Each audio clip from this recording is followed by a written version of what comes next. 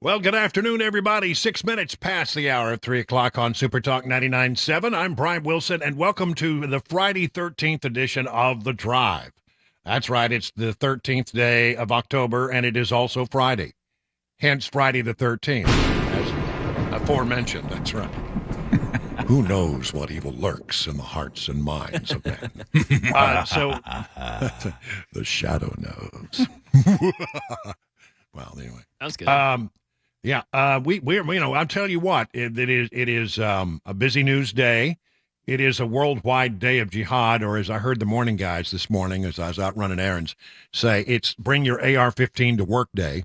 And I went down and got coffee this morning here in bucolic Watertown, and me and some of the people that I had coffee with this morning, we are prepared to defend Watertown should the forces of Hamas, Hezbollah, or maybe ISIS should appear here. They won't have a chance. Won't stand a chance. No. Won't stand a chance because we're prepared. We got some good old boys here, and we know what to do. So anyway, we really do have a lot going on. All kidding aside, and so I'll give you the headline on the speakership and up on Capitol. We don't have one yet. So that means essentially we don't have a functioning Congress, but there are new developments, and we'll get into that probably in the next hour. I want to start with what's going on in Israel and the situation there. It's very clear that the IDF is prepared to go in and control the situation, and there's no doubt about that. The IDF has sent in some of their elite forces to carry out what they call localized raids. Now, this is not the expected ground invasion of Gaza. These people are incredibly brave. These are elite, small commando forces that are going in with one specific task in mind, and that is, can we find where the hostages are? Where are we right now? Well, we're still where we were yesterday. There are now 27 dead and 14 unaccounted for. The numbers haven't changed dramatically, and we did not get an official briefing today because the president of the United States, though he's got worldwide crisis to manage, and it would seem that would occupy a great deal of his time, has made a trip to Philadelphia today to talk about Bidenomics, which I don't think anybody cares about, given what's going on in the world, but that's what and by the way, I'm not making this up. I swear I'm not making it up. There was like 3-4 steps to the stage. He almost fell twice. He almost fell twice today. When you see him shuffle off to the helicopter, I looked at him and going to the helicopter before he made the trip up to Philly, and I looked at him and said, boy, he looks like he's really struggling today. He's shuffling along, barely moving his feet, maybe a quarter inch off the ground as he shuffles up to the helicopter. And sure enough, when he got up to Philly, he almost face planted. I mean, it was close. He took one step and took a bad step and then took another bad step and then got to the top step and was holding on to the rail, and I almost thought he was going to do like a gymnast thing. I stuck the landing, but he, it was really quite embarrassing. Again, this president. We are hearing this information, and this makes me wonder, how in the world did we ever get into a situation where we didn't see this coming? How in the world did our intelligence community miss this? And how in the world did the Israelis miss it? Well, I mean, if the Israelis, as I understand it, really do rely a lot on Americans for some of the intelligence that they make their judgments on, if we missed it, maybe that's why they missed it in a big way as well. But not surprising, this story, Hamas, this is Breitbart, Hamas began planning Saturday's terrorist attack across Israel 2 years ago, according to an interview Sunday by a senior Hamas official. The official's by the name is Ali Baraka, told Russia Today on Sunday, as he's talking to Russia Today, that Hamas had been secretly planning the invasion of southern Israel for 2 years, which would mean after President Joe Biden took office and shortly after the disastrous, deadly U.S. withdrawal from Afghanistan. What did we say at the time? What did we say at the time of that disastrous Afghanistan withdrawal, where, the Taliban was pushing around the mighty United States Army? What we said was the world will note this.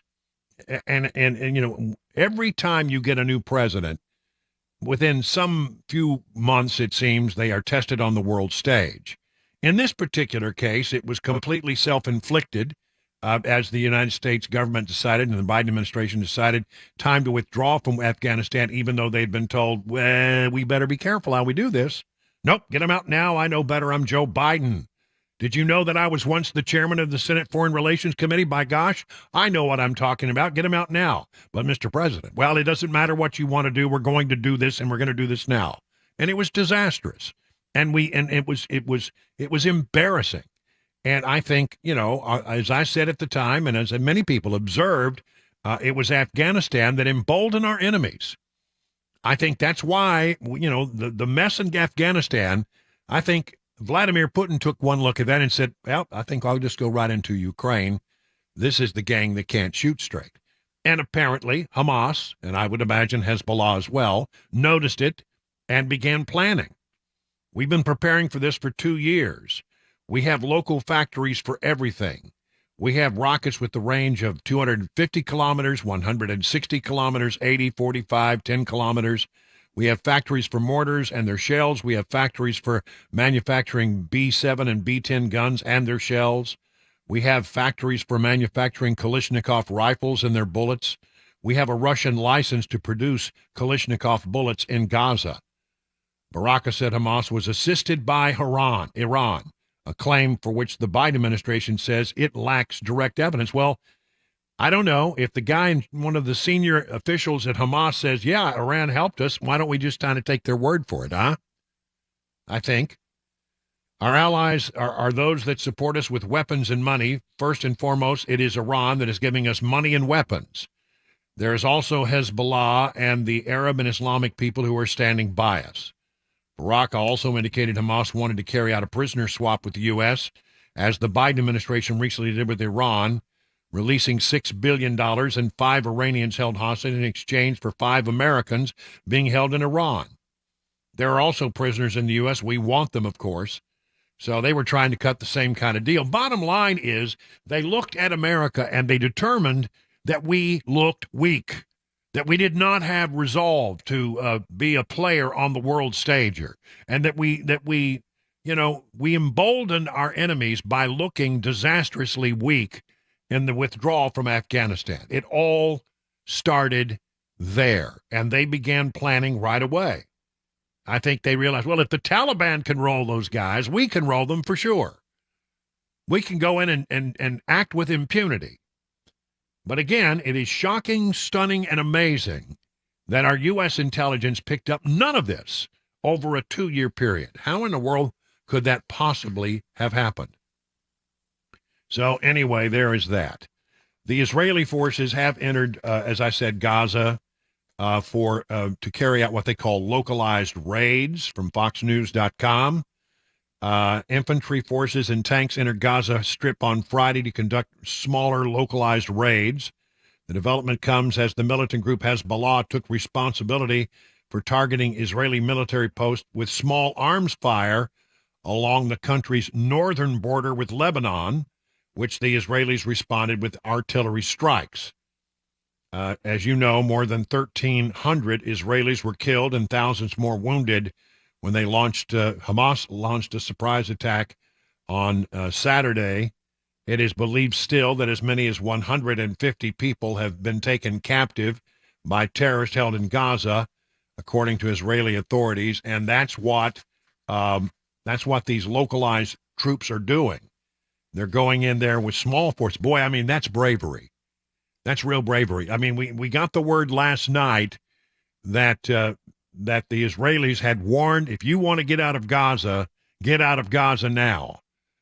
And, you don't want to wait around. They did another heavy night of bombing from the air last night, and then localized troops went in at the crack of dawn, and it looks as if they're going to save the larger ground force for later. The IDF calls for the evacuation of all civilians from the Gaza City from their homes southward for their own safety and protection, and to move to the area south of the Wadi Gaza, the river Gaza shown on maps, said Conricus. Yeah, this is right along the border with Egypt.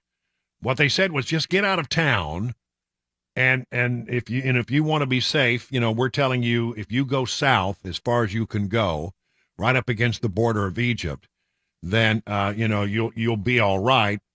And of course, there was a big movement of people, and people getting out in cars stacked with suitcases and boxes and whatever they could put into whatever mode of transportation they had, and they started moving south as the Israeli limited forces came in from the north at the so-called Ares Gate.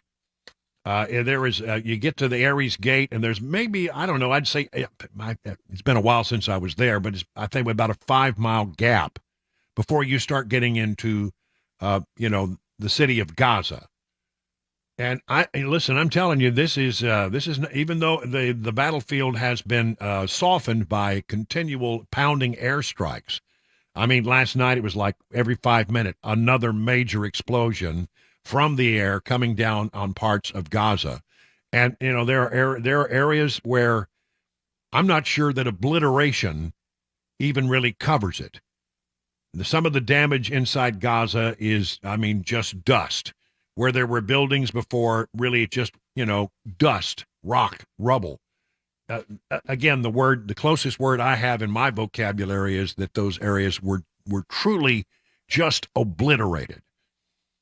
And so they softened all that area, but still going into an area where there are a lot of tall buildings, and you have to fight, with an enemy that always is going to have the high ground, which is a difficult thing. Urban warfare.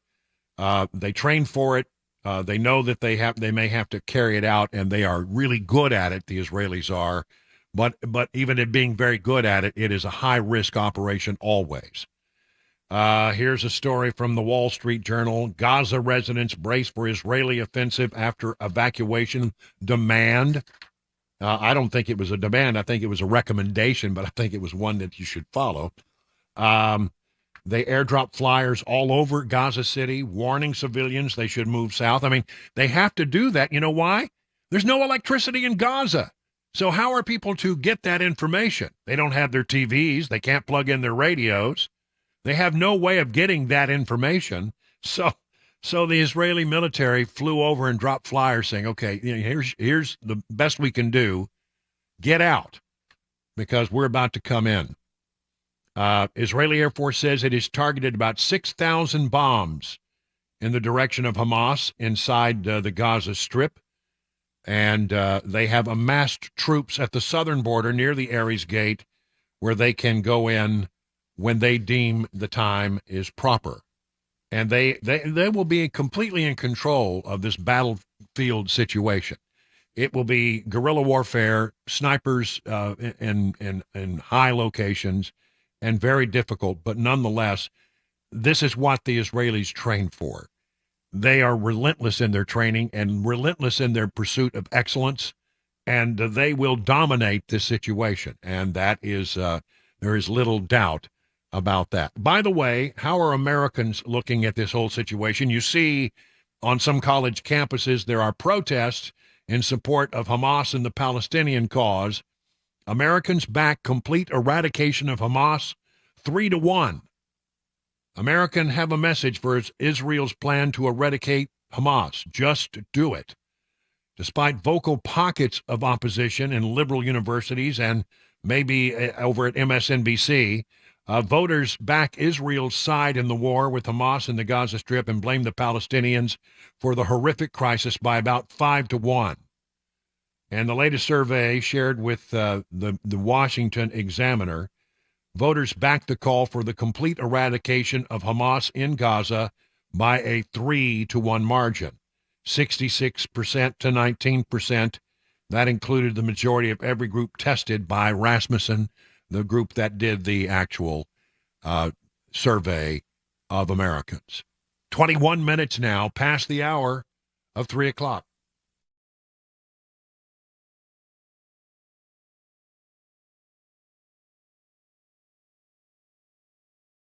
EverSeal is something that is really remarkable. What is it? If you don't know, you know, let me just fill you in. It's a sealant. It's a sealant for exterior wood and concrete. And not like other stuff that you may have heard about. This was actually been around for ages and was used mostly in industrial applications. But the folks at EverSeal figured out how to provide a permanent solution for sealing your exterior wood and concrete at a price that home and business owners could actually afford. The first thing they do is they come in and they do a deep cleaning to make sure your wood and your concrete looks as good as it can ever look. And then they start to apply the patented seal, which is, it is applied in a way where it will absorb all the way through the wood and the concrete, not just something that sticks to the surface.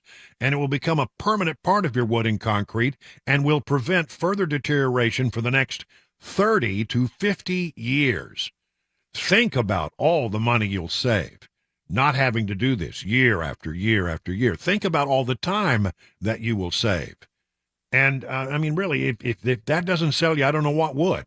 Why don't you reach out to Steve Nelson and the team over at EverSeal if you have any questions about how this all works. I've got a number for you. Write it down, 844-EVER-USA. That's 844-EVER-USA. Learn more at ever-seal.com.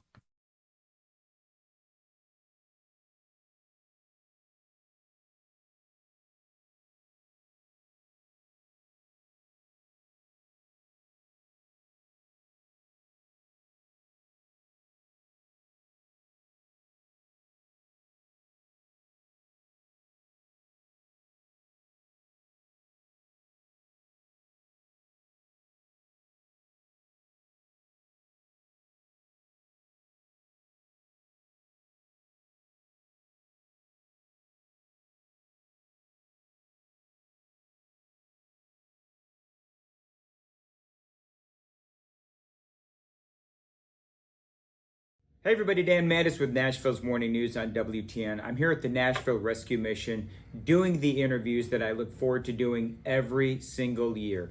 These are incredible stories of people who have had amazing recoveries. Thanks to this amazing facility, they are able to get clean and lead a more productive life.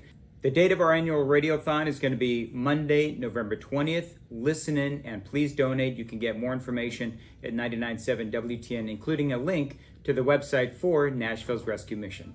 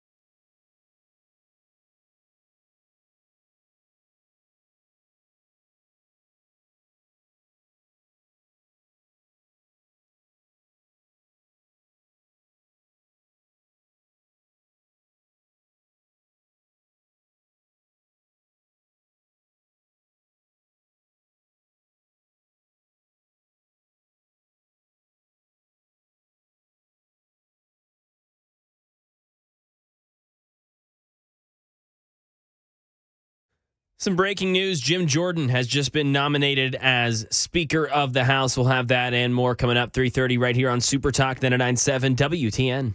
Yeah, that's what we've been expecting, is that there was going to be a vote behind closed doors. But I want to caution everyone here that this is what happened before. Scalise got nominated, which meant that he had, I think, you need 113 votes to win the nomination in conference. You have to have a majority of the conference, but that's behind closed doors. Well, whatever. I'm trying to get people to respond to me who were in the room. And maybe I'll have some information here shortly. But the thing that you need to understand about that is that that's not a vote that makes him the speaker. You have to have a vote on the floor of the House, and on the floor of the House, you need 217 votes. Now, I think the thing that we're looking to find out here is, by conference rules, if you win the nomination in conference, then you're supposed to go out there and vote unanimously for the person who you nominated, even if they didn't have all 217 votes in conference. That didn't happen last time, which is why, we had this whole, long drawn-out thing. And yesterday, Scalise decided he was going to bow out of the thing, leaving Jordan as the stronger candidate to see if he could get the nomination alone.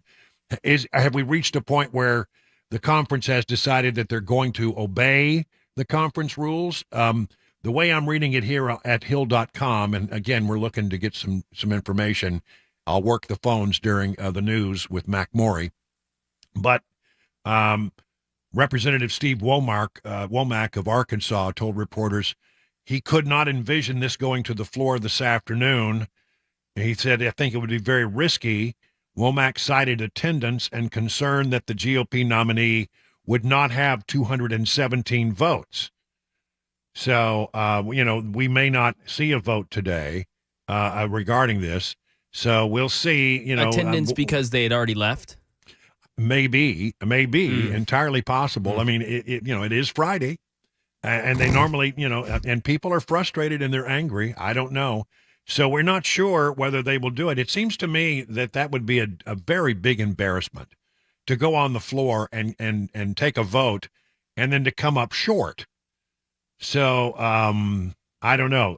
I would call the situation fluid, and I would say this is where we were after the conference nominated Scalise. But again, there may be details of which I am not aware and which have not yet been reported, and I'll work the phones like a busy little beaver here in a short while. During the news, and see if I can get some better information and a clearer assessment of that. I got about a minute left. I think I'll save this story for a little bit later. When we come back, I want to know, how you feel about this whole situation with Israel. My sense of it is that the survey that I told you is accurate, that in this part of the world, almost universally, there is support for Israel. But, I'd like to know if that's where you are and what you think the United States' role in this should be beyond what it is right now, which is just basically putting in some aircraft carriers and trying to get people out of Israel. So we'll talk about that after the news. 615-737-9986 if you want to get on the line while we're doing the news. Right now it is 3:30 on Super Talk 99.7 WTN.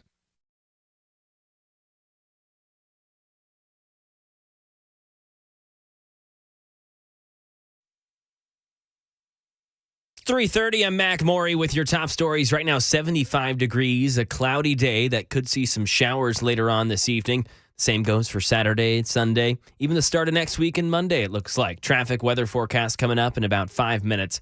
House Republicans have chosen Representative Jim Jordan as their new nominee for House Speaker during an internal voting. Jordan of Ohio will now try to see if he can garner the full 217 votes needed to reach that final gavel, and this final vote on the floor may not take place till next week. And now over to the war in Israel. President Biden reveals he has spoken with the Israel, Egyptian, and Jordanian governments on securing humanitarian aid to the people of Gaza, emphasizing that most of the 2 million trapped inside are not involved with the Hamas attacks earlier this week. We can't lose sight of the fact that the overwhelming majority of Palestinians had nothing to do with Hamas and Hamas's appalling attacks, and they're suffering as a result as well. President Biden said that we are all in this together. shortly after that. Robbery in Tennessee. Franklin police searching for 2 suspects after a robbery yesterday afternoon. It happened at a Regions Bank. It was about 5 p.m. One suspect came, removed the worker from the ATM by sticking something in their back. Then someone else came in, started to grab the money. Officials say both officials were black males wearing hoodies, and they left in a silver Mazda CX-5. If you have any information, you're asked to call Crime Stoppers. That's the latest news. Weather and traffic next. I'm Mac Morey, WTN News.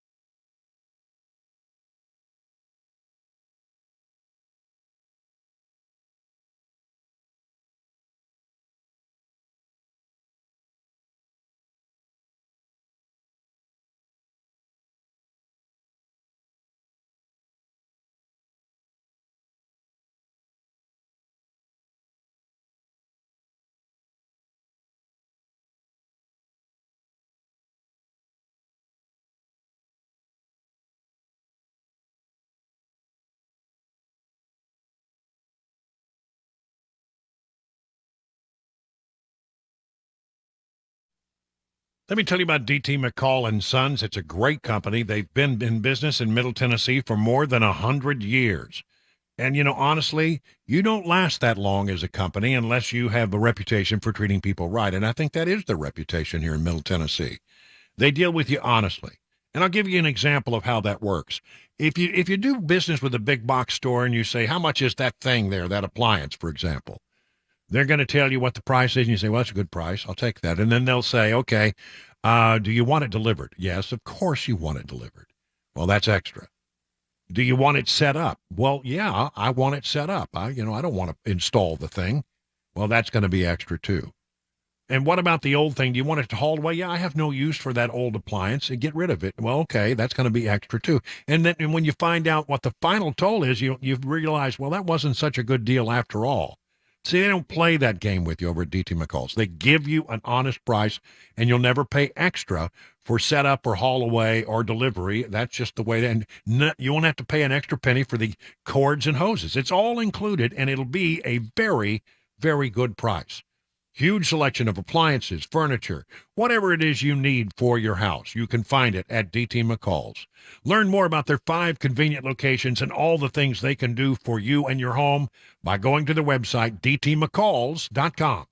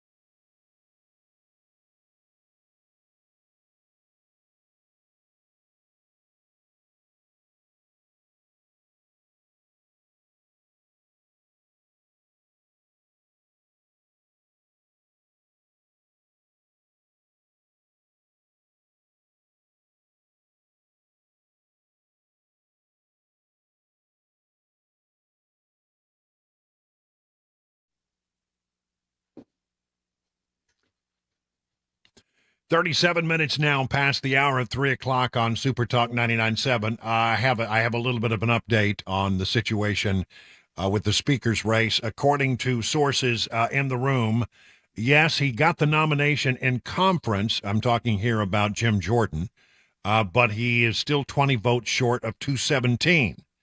So that puts it, in my estimation, he's got somewhere around 97 votes.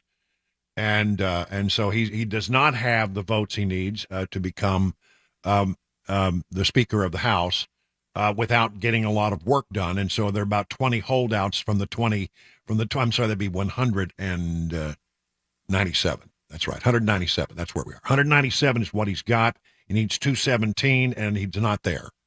So I don't think that we're going to have a vote today. There's somebody mentioned something about attendance, and we don't have enough. Maybe we don't have the entire conference in attendance. Well, that would be irritating if you, for example, you were able to get it all worked out, and then you couldn't take the vote because somebody had decided to go back home. That would be nuts. But one way or the other, that's the latest on that. Jim Jordan nominated in conference, but still has some work to do, according to our sources, in order to get to 217. About 20 votes short is the word that I got from sources who were in the room when it happened, when the vote took place. Okay, we said we wanted to talk a little bit about the situation in Israel, and where are you on all of this? I get the sense that in this particular area, there's overwhelming support for Israel. I could be wrong. I never know when we open up the phones. 615-737-9986. And is there something that the United States should be doing at this point? To the phone lines we go. Let's start with Stephen in Columbia. Got a lot of open lines, by the way, if you have an opinion about this. Stephen in Columbia, you're on with Brian on the drive. What's your thought about this, Stephen? Good afternoon, Brian. I think that my opinion would be that the U.S. military should only have boots on the ground to free the captive citizens of the United States and other nations. And then I think we should pull out and let Israel do their thing. Well, the thing about it is, what you probably don't want, I would guess, if I were a military commander, the one thing I wouldn't want is two different forces working in there without having them, trained together before. Then because you might get your signals crossed, etc. So right now the Israelis are in there doing that, and I actually sort of agree with you. I don't know why it is when we have Americans that are hostage, and we don't know exactly how many are held hostage, but we know there are Americans who are being held hostage. I don't know why we want to rely on other people to take care of our people. I also am mystified as to why we don't seem to be able to do a military airlift of people who are Americans who want to get out of Israel right now. Baffles me beyond belief. I mean, with all of the resources we have at our disposal, this is a matter of somebody picking up a phone call and saying, do it. As I mentioned yesterday, a C-130 aircraft can be reconfigured to carry people in about an hour, and they're not taking them all the way back to America. They're just getting them out of the region. That's all they're doing. So, we apparently are slowly but surely beginning to do that today, and that is why we have been so slow in responding to that request is baffling to me. David in Hendersonville. David, you're on with Brian on the drive. What's your thought about all this, David? How you doing, Brian? Doing well. I agree with you as far as going in and getting our hostages, our people. I think we need to send our SEALs in there, our special forces to go in and get our people, but that is it as far as our boots on the ground. I don't believe any of them. Israel should not leave one single person involved with that breathing. Every one of them needs to be dead. Well, let me ask you this question, David. I mean, we have the USS Gerald Ford battle group, which is just off the coast, and we are told that is there in order to keep some other elements from widening the war. I think they're probably talking about Lebanon and Syria and maybe Iran. Are you okay if the United States gets involved in that way and preventing a second northern tier attack against Israel? Absolutely. No one else should be in this. This is between Iran and Hamas. No one else should be in it. And if someone tries to get in it, then we just need to do a little strength. The problem we got there is we don't really have strength in the White House. We haven't had strength in the White House since President Trump was there. And another thing, they're talking about helping the people out that's stuck over there. Wasn't the Secretary of State over there? Yeah, had a plane there. Yeah, you're exactly right. Yeah, exactly. Why couldn't you load up that plane there and bring it back? That's right. Exactly. And they don't know. They told us the other day there was 11 Americans dead, and 14 still missing. And then it jumped to 22 dead, 14 still missing. Yeah. Something doesn't add up there. All right, David, thank you for that. Let's go to Charlie in Portland. Charlie, you're on with Brian on the drive. What you're thinking Brian? about this, Billy? I have a thought. Do you think this is any way related to us giving all this military stuff to the Ukraine, and now we probably don't have it to give? Well, what I was told, and, you take everything that you hear from the government in a time of war with a grain of salt, but our folks have said that and I heard this from Senator Marsha Blackburn. She said it as well. We have a lot of military equipment that is pre-deployed and is always in Israel, that we count that as a place for us to, you don't want to have to move your entire army into a region on short notice. And so what you do is you pre-deploy a lot of that equipment and a lot of that military weaponry, and you put it in warehouses, and you have people there that maintain it and make sure it's all good to go. And then if you need it, it's right there already. You don't have to fly it in. And so what I've been told is that we have a lot of equipment already pre-deployed in Israel, and really all that would need to be done is for us to open the doors and to release it to Israel, and I hear that has been done already. So that's my understanding. I worry, though, about how much we have sent to Ukraine and whether or not we're doing a good job of replenishing it. I mean, what if we need it to fight a war on two fronts? Because right now the Russians and the Chinese are working together in concert, and if we had to fight a war on two fronts, would we have what we need? Is my concern. But thank you for the call, Charlie. Appreciate it. I'm sorry, Billy. Let's go to was that Charlie? That was Charlie. Let's go to Billy. Billy, you're up in Murfreesboro. Hello, Billy. What's on your mind? Hey, Brian, how you doing? I got two quick things. I know how you are about people that go on and on. But what everybody's forgetting is that Hadrian, the last Roman emperor, after he put down the Bar Kokhba revolt, renamed Judea Syria Palestina. So the original Palestinians were Jewish. And secondly, I think they should get as many civilians out of the Gaza Strip as they can, even though some of the civilians took part in that massacre. That's and right. then I think it just level Gaza City. Gaza is going to be destroyed. Large portions of it already are. I mean, Fox has been showing drone videos that are being flown over Gaza City. I've been in that city, and it was never a beautiful city. It was never a particularly sophisticated city. I found it very interesting that you had high-rise buildings and dirt streets in many places. But I mean, those buildings have just. I mean, as I said earlier, the only adjective in my vocabulary that describes what the bombing of parts of Gaza City have. That's the only one I can come up with is obliterated. It's just obliterated. It's just rubble in some areas. But, I think there's not going to be a whole lot left to Gaza by the time the main forces come in. Thank you for the call. Let's get to Eric in Middle Tennessee. Hello, Eric. You're on with Brian on the drive. What's on your mind today? What's your thinking about this? Are you talking to me? Yes, I am. Okay, the first thing is if we were in war with someone, I would not take in lack for every yahoo, no matter what country they are, stepping into the picture and that, because it's war being took and declared on these here people by Israel, and that you need to respect that manner if you got confidence in Israel. I do.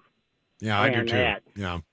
And the thing about it is, I know people's concerned, but the thing about it is, you need to do some investigation on them. People need to do investigation on how many sales are here in the United States of America, because you better be getting prepared for that.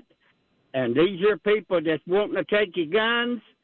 They want to take and put you like a lot of them people over in Israel was, no doubt, and didn't have the weapons to take and pick up and start shooting these people. Well, that's exactly, you know, I thought a lot about that, Eric. Thank you for the call. I greatly appreciate that, Eric. You know, I thought about that as well. I mean, could something like this ever happen in America? No.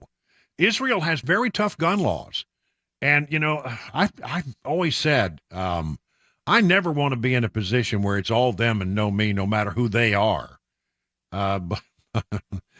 So, you know, here at Stately Wilson Manor, we're prepared to defend our borders. Is halfway down the street. Okay. Bob in Woodbury, you're on with Brian on the drive. Hello, Bob. What's your thought on this real quick? Yes, sir. I have an opinion. I believe that Israel, if it's going to be called a war, should go in there and flatten it. Mm-hmm. And every living thing that's there, flatten it. Well, America needs to stay out of it. America needs to stay out of it unless Israel asks for help. Well, I think you're right. And what about protecting the northern flank? Because what you've heard your president say is, we don't want other people taking advantage of the situation, which suggests to me that they're looking at places like Lebanon, Syria, maybe Iran, and that's why we have our strike group out there in the Eastern Mediterranean. Do you think that's a proper use of U.S. military force, or should we just continue to stay out of it?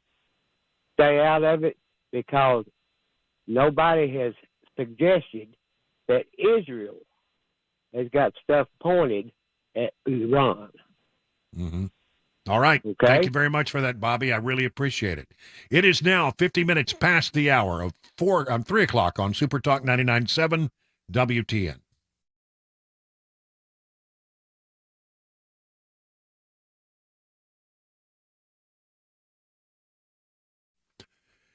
King and Associates Insurance is in Brentwood. It's an independent agency that's been there for some, let's see, what is it, about 25 years. Now, that's a long time to be in business as an independent agency. And I think, listen, this is what you want. You want an independent agency. For one thing, customer service. If you've ever tried, and it's maddening, it's frustrating to get a question answered if you go to one of those website, companies that provide insurance, you can sit on the phone for an hour and still not get your question answered. I mean, it's maddening. It makes you angry. What in the world is the solution? Well, an independent agency is. They can help find the perfect policy. They can find something that will meet your exact needs at a good price. They don't have to try to put a square peg in a round hole. And then the other thing is customer service. In a lot of places, if you call, and you're going to be on that, but if you call the folks over at T. King and Associates, 615-329-8121, you're not going to reach a call center. You're going to reach an actual person every time. They're going to be there for you and help you and get you headed right down the pathway. Great customer service. Multi-policy discounts, 20 to 35%, huge savings. Get your royal review with King and Associates Insurance. Log into tkinginsurance.com. That's tkinginsurance.com. King Insurance and Associates. You'll get royal treatment and great rates. Hi, I'm Paul Winkler. You often hear me talk about diversification in the investing process, but how do we diversify? Well, we look for things that move in dissimilar fashion historically. Some of those market areas might be really small companies or really large companies, or very growth-oriented companies or value-oriented companies. One of the things that we find is that when we diversify between these various segments, we can reduce the volatility of the portfolio because they don't move in tandem with each other historically. Now, we can do that in U.S. markets, we can do that in international markets, and in emerging markets. And if we can dampen that volatility, we can help get ourselves a little bit of a better outcome as far as knowing what we might likely have in the future, or how we can take income from our investment portfolio. Now, we also want to add fixed income or bonds to the mix as well. Now, if we know that we need to do this, what's the best way to do it? Well, one of the things that we often teach is this concept of market efficiency. This won the Nobel Prize in economics as well. And it's the idea that if I'm investing in, let's say, small value stocks, if we look at professional managers and their ability to say, hey, should I have this stock or that one, and picking companies or areas of the market, we find that they typically get lower returns than the market does on its own. They just add expense and they can add a lot of volatility. One of the things we want to avoid is anything that can hurt your returns and increase your risk in the investing process. To learn more about our approach to investing and financial planning, go to paulwinkler.com and set up a free 15-minute phone call, or call 615-851-1950.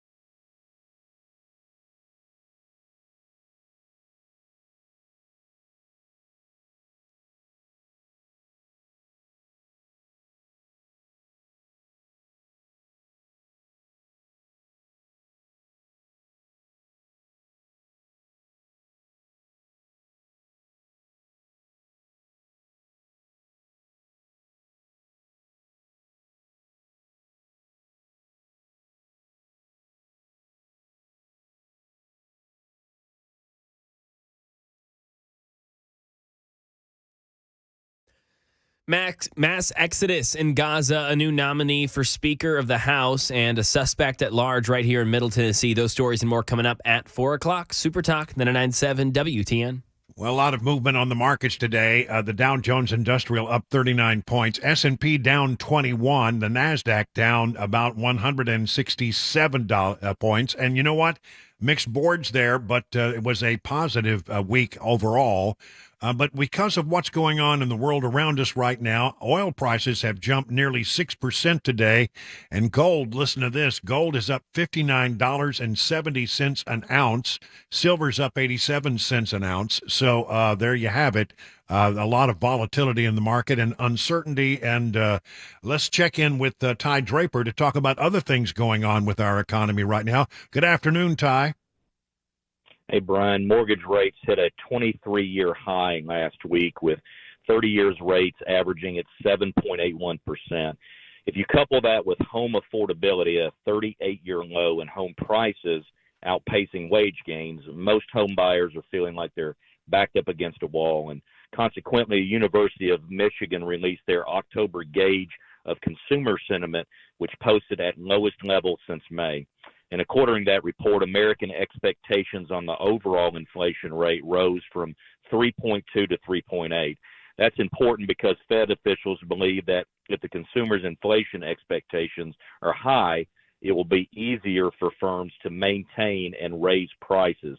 And this kind of mirrors the trend that we saw this week as both the PPI and CPI numbers inched higher. All right. Thank you, Ty Draper with Beacon Capital Management. Find out all the things they can do for you at Beacon by going to their website, askbeaconnow.com. Well, there are new developments within the last few minutes, actually, with the speaker battle. We'll talk to Congressman John Rose, who just came out of that meeting. He has all the intelligence on what happened behind closed doors, and you'll hear it coming up in the next hour of The Drive on Super Talk 99.7.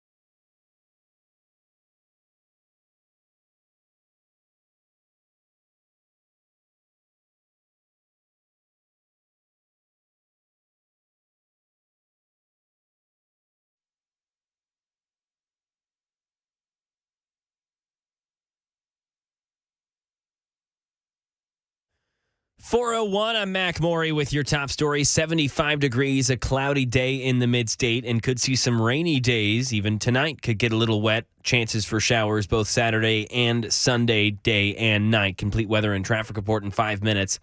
In the Middle East, a mass exodus now out of northern Gaza after Israel's military told Palestinians to leave ahead of an expected ground invasion against Hamas.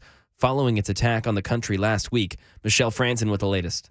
The search for hostages being held by Hamas militants in Gaza has begun. Israel's military confirming special forces are conducting small raids there, and a larger offensive is likely to come after Hamas terrorists killed at least 1,300 people across Israeli villages. A mass exodus happening in North Gaza, where more than 1 million Palestinians have been told by Israel to leave. Award-winning Palestinian American poet and doctor Fadi Joudah says his parents fled to Gaza in 1948 and are again being forced from their home. We are witnessing another nearly 500,000 Palestinians are now displaced again, and they may never go back to Gaza. God knows where they'll end up. More than 1,800 Palestinians have died following days of Israeli airstrikes targeting Hamas holdouts. U.S. Secretary of State Antony Blinken today holding back-to-back meetings in Jordan, Qatar, and now Saudi Arabia, calling on Arab leaders to help secure the release of hostages and to keep the war from spreading.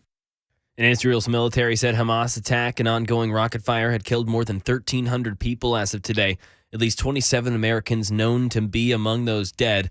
And in Gaza, the health ministry said Israeli airstrikes have killed at least 1,900 people, including 614 children, and left more than 7,600 others wounded.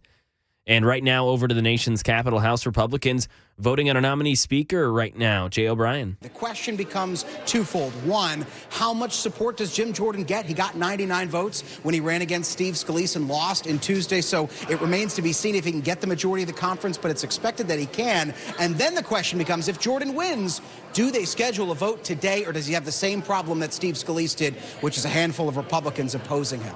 Now, Jim Jordan did reach that majority. We don't know the exact number of votes that he got. We know in the last closed-door meeting, he got 99 votes to Scalise's 113. We'll see if that number increased and if a vote and when a vote on the floor will take place, whether it be today or Monday. And stay tuned to The Drive right here on WTN as Representative John Rose will join the show here with Brian Wilson. A suspect at large in Tennessee Metro Police investigating what they believe to be a targeted shooting that happened yesterday in North Nashville. Officials say that the shooter is at large. It happened outside of Arisha's Market on 25th Avenue North, resulting in 66-year-old Charles Smith's death. After the shooting, the shooter ran away. Police say Smith regularly hung out by that market. If anyone has any information, you're asked to call Crime Stoppers, and a $5,000 reward is being offered.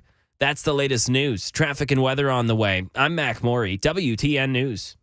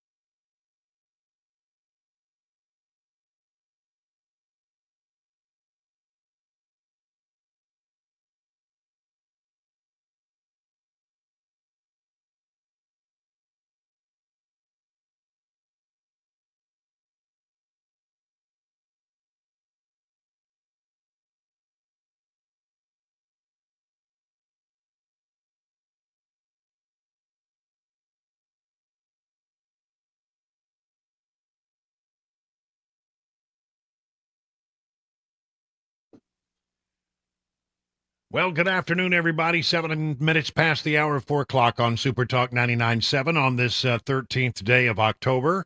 I'm Brian Wilson, and welcome to hour number 2 of The Drive. We have breaking news out of Washington, D.C., and the ongoing effort to get a functional House of Representatives and therefore a functional Congress. We have a vote that was taken this afternoon behind closed doors. And it sounds like Jim Jordan got the nod from the conference. He got a majority vote. But what does that really mean? Joining us on the Newsmaker Hotline is Congressman John Rose of the 5th Congressional District. Congressman, it's good to have you on to talk a little bit more about all this. You were in closed-door session. What can you tell us about that, and how did it go, and when will they actually take this to the floor and see if they can make Jim Jordan the Speaker? Sure. Well, thank you for having me on today, Brian. And I do represent the 6th District, by the way. Excuse me. My mistake. I'm sorry. Yeah. Great honor to represent the good people of the 6th District of Tennessee, and thanks for having me on the drive today. Yes, the conference met beginning at 10 this morning, and we considered a number of provisions to possibly amend our rules. All of those ended up being rejected, and then we had a candidate forum this afternoon with 2 candidates presenting themselves, Jim Jordan from Ohio and Austin Scott from Georgia. I serve with Representative Scott on the Agriculture Committee, great guy. He stepped forward, I think, just to make an alternative available, did a great job in that forum, and the vote was 124 for Jordan, 81 for Scott, 7 voting for others, and 1 person voting present. So obviously Jordan, the selection of the majority, and a slightly greater majority than Leader Scalise got earlier this week. And so, but still well short of the number needed. And so then we did a second ballot, again, a secret ballot, and it was simply a yes or no ballot on whether members would support Jordan. And on that ballot, he got 152 yes votes and 55 no votes and 1 present. If you do the math there, you can see that there are a few members that were not present today. Right. And so our numbers were, dwindling a little bit. There was quite a bit of discussion about what to do next, and ultimately it was the desire of Chairman Jordan to have a couple of days to work through those 55 no votes and see if he can persuade them to come on board. And so we are not going to meet again this weekend, come back on Monday and pick up where we left off. Well, okay, fair enough. Let me ask you this, though. I mean, it seemed like with Scalise that the longer he let that thing run, the worse the numbers got for him over time. And do you have some sense that Jordan can do what Scalise could not? I have no idea, but I share the concern you're voicing, which is that, number one, we need to get the House back in business, and the quicker we do that, I think the better for the country and for the Congress, for the Republican conference. And so I would have probably favored staying at it and calling back anybody who had already left town and saying, you got to be here. And, ultimately, I would rather see the conference figure this out in the conference, and when we come to the floor, have the votes committed to elect a speaker. As we've seen in other reporting today, offers are starting to come in from to build a coalition somehow, and I think the choice for the Republican conference and Republican members is pretty clear. We either need to unite behind someone and govern as a majority, or we're going to lose the majority and be in some sort of coalition type government and or Congress, in this case House. And so I think the quicker we get to a consensus, the better. Hopefully, I supported Jordan. I think I've already made that clear, and so I would support Jordan on the floor if and when it comes to that. And I hope that other members can get behind him.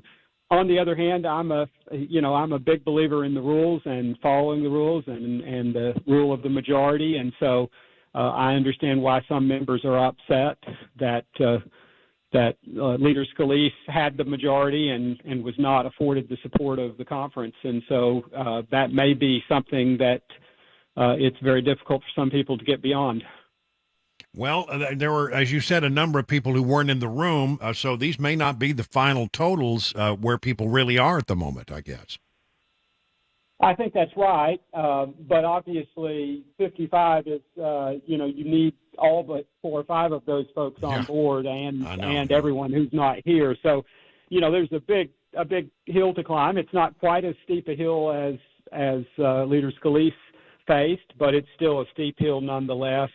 The Austin Scott pledged his support both before the election and after for Jim Jordan, and Jim Jordan, to his credit, has pledged his support for the winner in each round, and so I think they are trying to get to the right answer, and we've got some members that we've got some hard feelings at this point, and I understand those.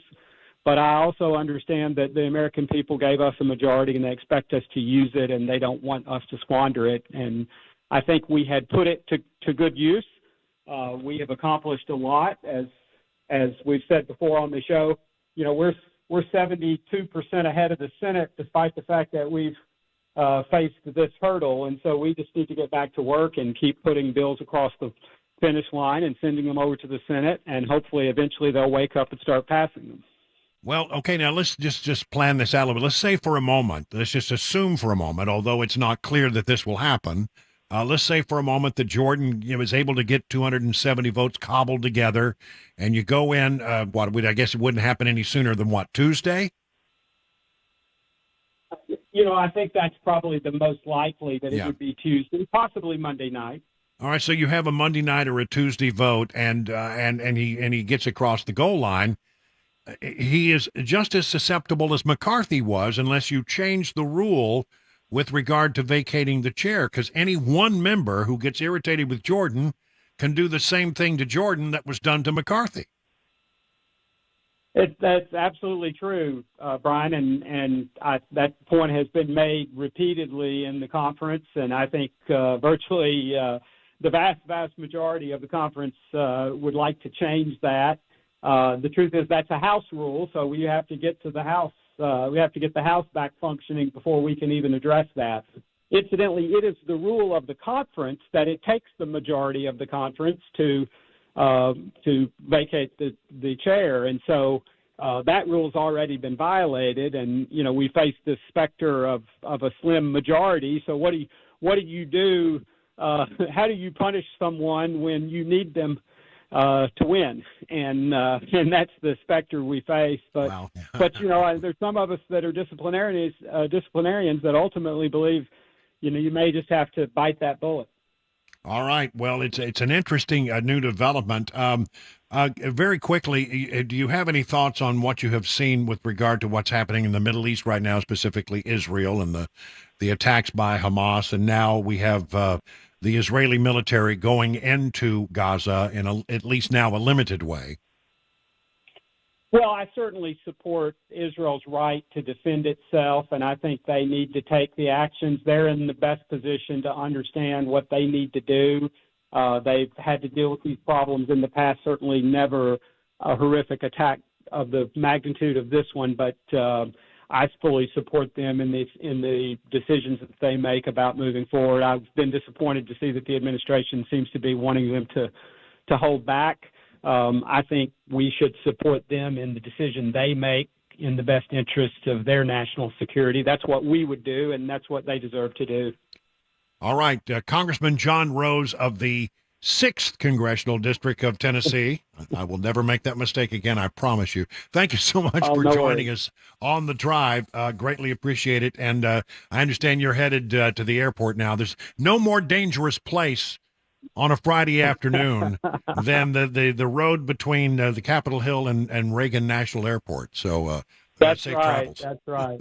Thanks for having me on, Brian, and it's a great honor to represent the people of Tennessee. All right. Talk to you soon. It is now 17 minutes past the hour. of 4 o'clock. Let me just sort of recap here for a moment so that you understand what has happened. It's been an interesting struggle. I mean, first you had a battle between Scalise and Jordan, and Scalise won, but couldn't get to 217. And the longer that he stayed out there trying to get more and more votes, it seemed that more votes that he lost.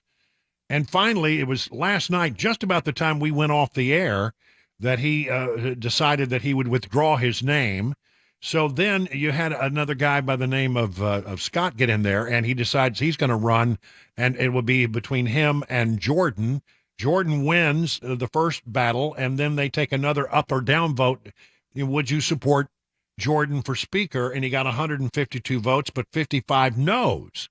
Well, you can't become Speaker without 217 votes on the floor of the House, and clearly at this moment, he's got to work through those 55 no's to make sure that he can, become Speaker and get 217 votes. You do not want to go to the floor and display a bunch of disunity and chaos unless you can get to 217.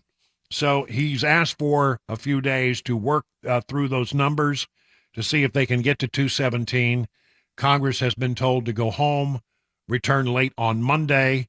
So the earliest vote we can have to perhaps reconstitute Congress and get it functional again will be on Monday evening or perhaps Tuesday at some point. So, again, a very fluid situation.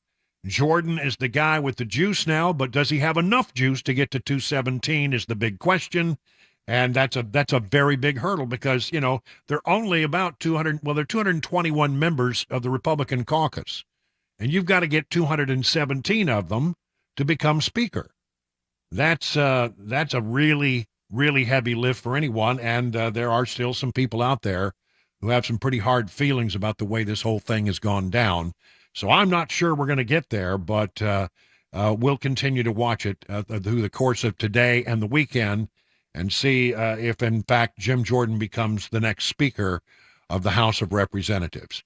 20 minutes now past the hour of 4 o'clock on Super Talk 99.7.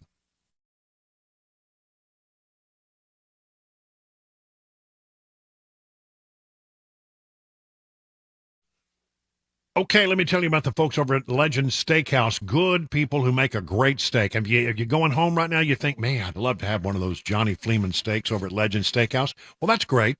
And, you should. Drop on by. They'll be glad to give you a good steak and maybe get some of that fruit tea that they're so famous for. But let me tell you what you ought to think about. You ought to think about going to them for lunch.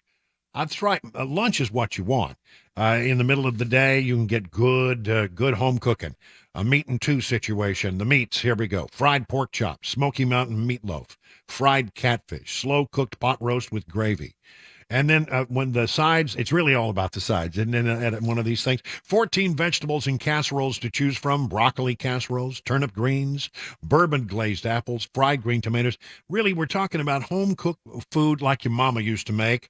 And in fact, all of these recipes came from Johnny's mother. He borrowed the recipes some 30 years ago, and, well, he just never gave them back. Otherwise, he's a very reliable and trustworthy guy, but he never gave them back. That's what it says. Hey, listen, Legend Steakhouse, multiple locations across Middle Tennessee. Good food at a fair price. Go to legendsteakhouse.com to learn about all their locations and to order online. A local Tennessee company that's been in business for some 34 years. You're going to love your next visit to Legend Steakhouse. And by the way, on Veterans Day, veterans eat for free. Hey everybody, Dan Mattis with Nashville's Morning News on WTN. I'm here at the Nashville Rescue Mission doing the interviews that I look forward to doing every single year. These are incredible stories of people who have had amazing recoveries. Thanks to this amazing facility, they are able to get clean and lead a more productive life. The date of our annual radiothon is going to be Monday, November 20th. Listen in and please donate. You can get more information at 99.7 WTN, including a link to the website for Nashville's Rescue Mission.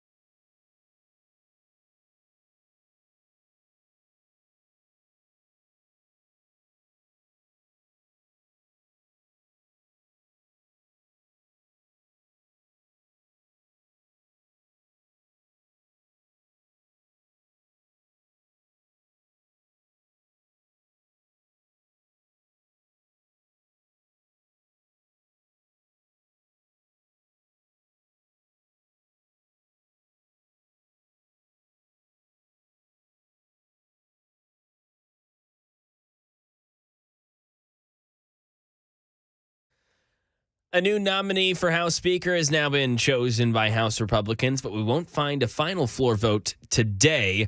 A quick update on the war in Israel, plus some money news, that and more. 4:30 Super Talk 99.7 WTN. It is 424 on Super Talk 99.7. It's 2023, actually, not 2024. But I was thinking that because we're going to do the 2024 update. You see, I'm scrambling here. You were thinking too far ahead. You're just too far ahead. I was right. I'm juggling a lot of things here today. A lot of balls in the air. That's right. And I'm planning a trip to Bowling Green, Kentucky tomorrow. Oh, yeah? What's up there? I'll tell you when I come back. Fair enough. All right. Dang it. What a tease. I know. Pick up some bourbon while you're up that way. Yeah, hey, listen, I'm telling you, no kidding. Let's talk about 2024 and what we got going on. I just put together some numbers here that sort of express exactly what's going on with Trump. I mean, Trump's doing very well, I think, when you start looking at state by state by state by state. Now, not all of these states that I'm going to list here are states that are battleground states, but some of them are. And some of them in remarkable numbers. Emerson's been doing polling of how Trump versus Biden would fare in a state-by-state, operation. So let's start with Iowa, which is the first one. Trump will win Iowa against Biden by 10 points. On Election Day, if the election were held today and it was Trump versus Biden, Trump would dominate by 10 points over Biden in Iowa. He would win by 2 in Wisconsin, which is a battleground state. He would win by 36 in West Virginia. That's right. I mean, it's funny that there's a Democrat senator by the name of Joe Manchin from West Virginia, in a state that went 60%, I think it was, for Trump in the last election. In Indiana, Trump would win by 19 points over Biden. In Nebraska, he would win by 16 points. Let's see, what is that? I can't read my own writing. Oh, yeah, in Michigan, it would be +7. Michigan is a battleground state. Wisconsin, battleground state 2. Missouri, 17. Trump would win by 17 in Missouri.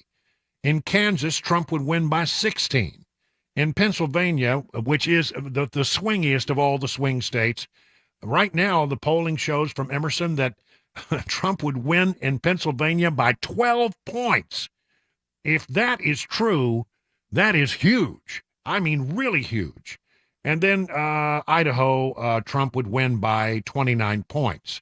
Now, I mean, we don't have all of the states, but I'm telling you, you pick up Michigan, Wisconsin, and Pennsylvania, that would be something.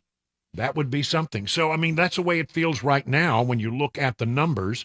People are always saying to me, hey, Brian, it's only going to work if it's a fair election. Well, and I keep saying, well, they're working on that. They're trying to do things like that to make the election more fair and have more integrity. 2 stories. JustTheNews.com. A federal judge has denied a request to prevent Georgia officials from enforcing several elements of a state election law. Opponents had asked a federal judge to grant a summary judgment against 5 provisions in the state's Election Integrity Act, which state lawmakers passed as part of this past session. Among the provisions plaintiffs wanted the judge to stop, but the judge did not, is requiring voters to show an ID with absentee ballot applications. They also asked the judge to prevent enforcement of regulating absentee ballot drop boxes and barring volunteers from handing out food and water to anyone who was waiting in line, often called a line warming or line relief. So these are all very positive moves in the direction of voter integrity, especially you must show an ID with absentee ballot applications. I love that. And let's get some regulation over those drop boxes, okay? So that was in the state of Georgia, which, as you know, there was some hinky stuff that went on in Georgia the last time around. Here in Tennessee, the Sixth Circuit Court has affirmed Tennessee's ban on sharing absentee ballot forms. In a divided 2-1 opinion, the U.S. Sixth Circuit Court of Appeals ruled in favor of a Tennessee law that bans the distribution of absentee ballot applications by non-election officials. The ruling upholds a lower court decision maintaining the law does not infringe upon free speech rights. The legislation, been in place since 1979, was challenged by the Tennessee chapter of the NAACP and the Memphis AFL-CIO on grounds that it allegedly violated free speech rights protected by the First Amendment. So again, another good ruling on the side of what I consider to be voter integrity laws. It is now 30 minutes past the hour of 4 o'clock. Coming up after the news with Mac Maury, an exciting edition of Fone Ur Farb Friday.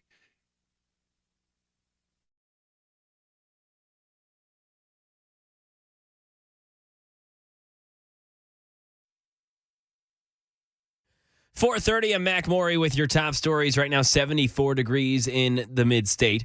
Going to be a rainier weekend. Chances of showers both Saturday and Sunday. Plus tonight, got a full weekend weather forecast and the latest traffic report on the way in 5 minutes. In the nation's capital, 6th District, Tennessee Congressman John Rose joined WTN's The Drive with Brian Wilson to discuss the latest closed-door meeting amongst House Republicans where Jim Jordan was chosen as the next nominee for Speaker. The conference met beginning at 10 this morning, and we considered a number of provisions to possibly amend our rules. All of those ended up being rejected, and then we had a candidate forum this afternoon with two candidates presenting themselves, Jim Jordan from Ohio and Austin Scott from Georgia. He stepped forward, I think, just to make an alternative available, did a great job in that forum. The vote was 124 for Jordan, 81 for Scott. And they're now done for the weekend. They'll come back next week for a vote on the floor, which will likely happen on Tuesday, Monday night at the earliest. In a quick death toll update on the war in Israel and Gaza, the health ministry said Israeli airstrikes have killed at least 1,900 people, including over 600 children, and left more than 7,600 others wounded. And among that, at least 27 Americans are known to be dead. And now over to the Money News, Daria Albinger. At the close on Friday, the Dow up 39 points. It snaps a 3-week losing streak for blue chips. Other major indexes were lower. The Nasdaq falling 166 points. The S&P 500 fell 21 points. All at the end of a volatile week. The war between Israel and Hamas stoking geopolitical fears and thus spiking oil prices up more than 4% this week. The nation's biggest bank getting bigger.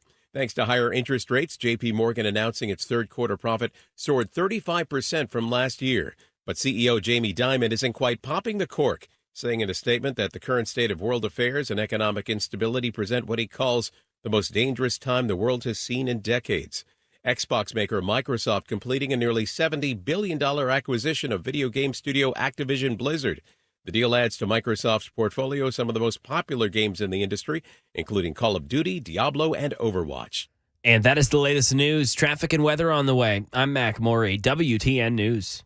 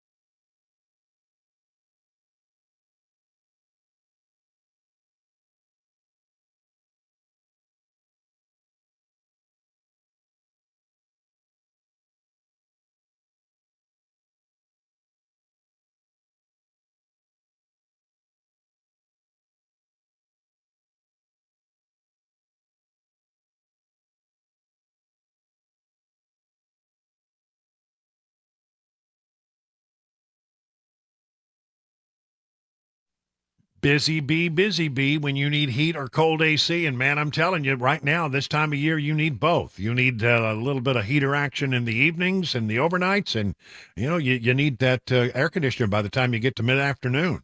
So if you have a problem with either one, why don't you call the folks at Busy Bee, 615-775-7833, and they'll buzz right over and get you up and running as soon as possible. You want to become a member of the Beehive Club, however. That's how you keep from having problems. You do preventative maintenance. What you get for $99, 3 thorough maintenance services on all your systems, one aimed at heating, one aimed at cooling, one aimed at plumbing. No overtime charges, 24/7, and 10% off all repairs. Busy Bee Plumbing, Heating, and Cooling is your official Rude Pro partner. For satisfaction guaranteed, call Busy Bee Plumbing, Heating, and Cooling, 615-775-7833, online at busybhvac.com.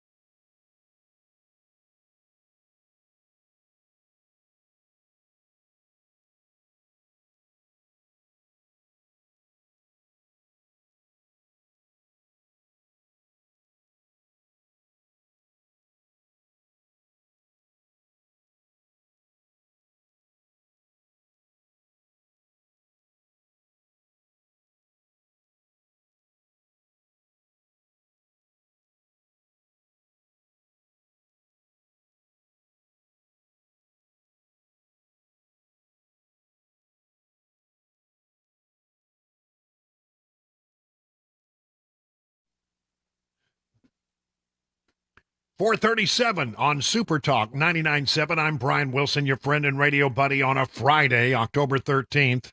Are you superstitious at all? Now, that's one of the things we can talk about in this little segment that we do every Friday at about this time, a thing we like to call Fone Ur Farb Friday.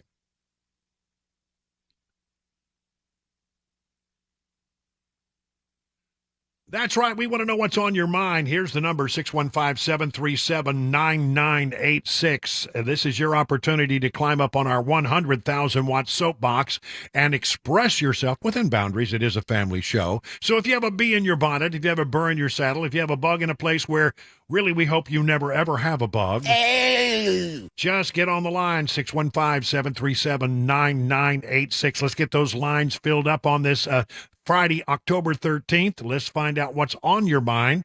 All of the lines are open right now. I mean, we got a lot going on with what's happening in Israel, the battle over the speakership. And I'm sort of curious if you are superstitious.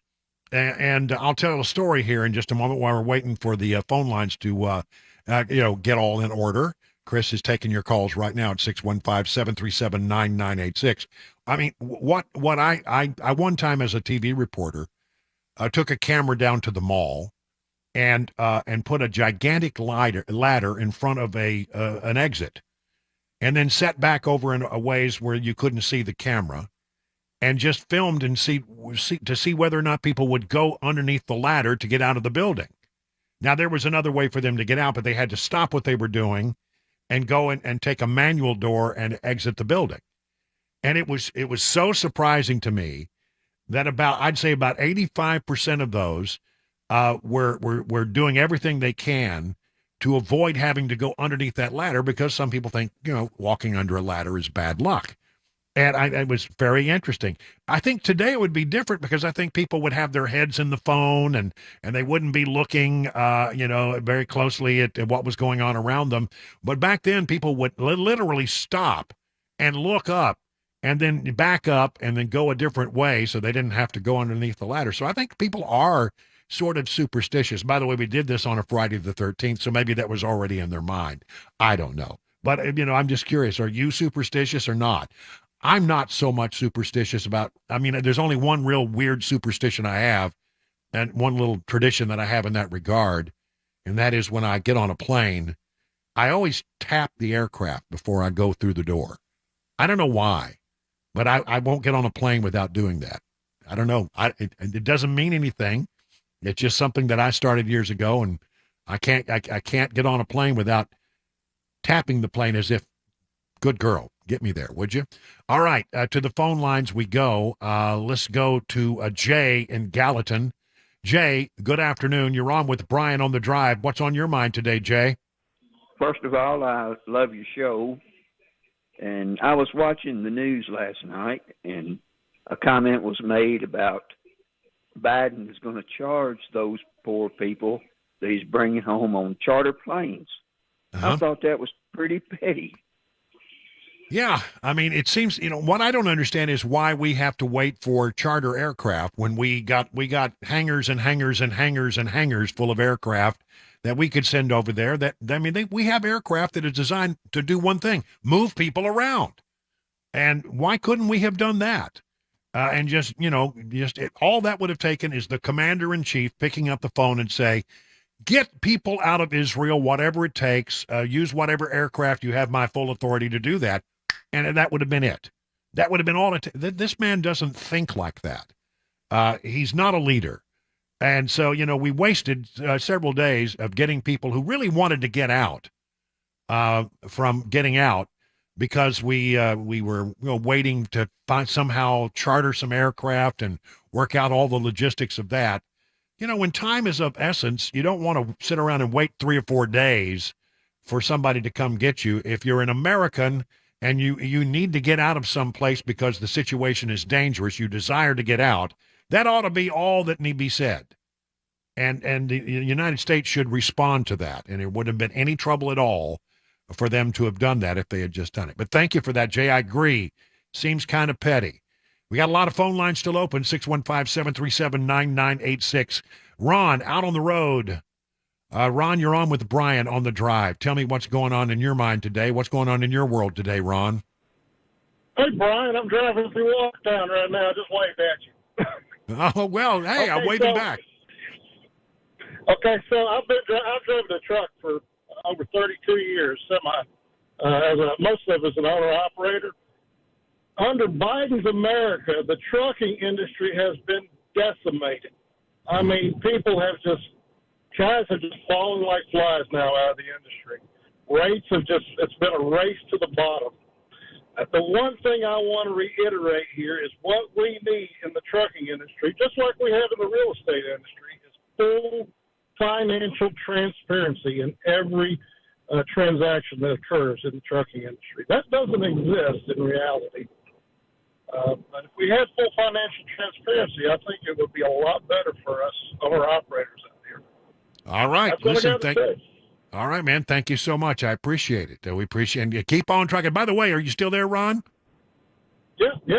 We have a tradition on this program that when we talk to truck drivers, that they, give us a little toot. Well, I'm not in my semi. I'm in my Tesla driving to Nashville right now. You drive a truck for a living, and then you have a Tesla? Oh, yes, sir. I tell everybody I'm a white, bald, Southern conservative male who's not environmentalist. But I All totally right, get man. the economics of the car. All right, man. It's Thank you a lot. fantastic. All right. Next time you call from the truck so we can hear that horn. That's something that we like to do. Irwin in Nashville. Irwin, you're on with Brian on the drive. Hey, what's going on, Irwin? Oh, not a whole lot. I'm just getting off work, so in the car driving, I'll tell you by number 13. I don't know Okay, what to the number start. 13. Okay, so you are superstitious? Well, I believe in number 13, except for one instance. That biblically, if you look at number 13, there were 13 people, including Christ, during the crucifixion. Right. Now, 13, it's all over places. There are 8 representations of number 13 in $1 bill. And also, Illuminati is established with 13 members.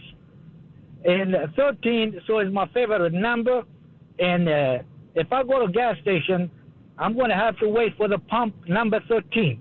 And if it's occupied, I have to park my car and wait until that pump gets vacant, and I will get the 13 gallons of gas in my car. So Wow. 13 is everywhere. Well, listen. You are a little superstitious. Thank you for the call, Irwin. I don't have anything like that. Although when you get on like an elevator, you notice there's never a 13th floor in most places. It goes that's from 12th to 14th. All right. Thank you, Irwin. Appreciate it. Let's go to Mike in Goodlettsville. Mike, good evening. You're on with Brian on the drive. What's on your mind today, Mike? How you doing, Brian? Thanks for having me on, man. You betcha. So I listen to your show all the time. So what I'm thinking is the Republican Party that's trying to nominate, somebody for House Speaker or whatever, I think what's going on is the Democrat Party might be infiltrating the Republican Party and saying, okay, we're going to put a couple of people in there just to screw things up so they can't get nothing done. Do you think that might be happening? I don't know, but I mean, there has been said of Matt Gaetz that he is completely infatuated with Alexandria Ocasio-Cortez. Now, I don't know if that's just idle gossip or what, but I mean, I've heard that. But, honestly, when you have to understand is that in order to kick Kevin McCarthy out, there were 8 Republicans who voted with all the Democrats. So are they truly Republicans if they voted with Democrats in that particular matter? I don't know. Some people have raised that as an interesting point. Thank you for the call, though. Greatly appreciate it. How about Larry in Murfreesboro? Larry, good afternoon. You're on with Brian on the drive. Larry, what's on your mind? What you thinking about? Well, I was thinking about those people that need to come out of Israel. What we need to do is just call the Taliban and have them send some of our planes over there and pick them up and bring them home. Well, I mean, if they're still functional, maybe that's a solution. I don't know. Isn't that something? Really, earlier I read a story. I don't know if you caught it or not. That said that the folks in Hamas began planning this attack right after the failed exit from Afghanistan. That was the point. They said, well, if the Taliban can kick those guys around, then we can as well. Pretty interesting. Okay, thank you for the call, man. Let's see what we got here. How about Dick in Franklin? Hello, Dick. Good afternoon. You're on with Brian on the drive. It's Derek. Okay, go ahead. That's odd. My thoughts are, so we send aid to Ukraine. We send aid to Israel. We're so stretched out with military, aid and financial aid, and we're already in a deficit and everything in the country.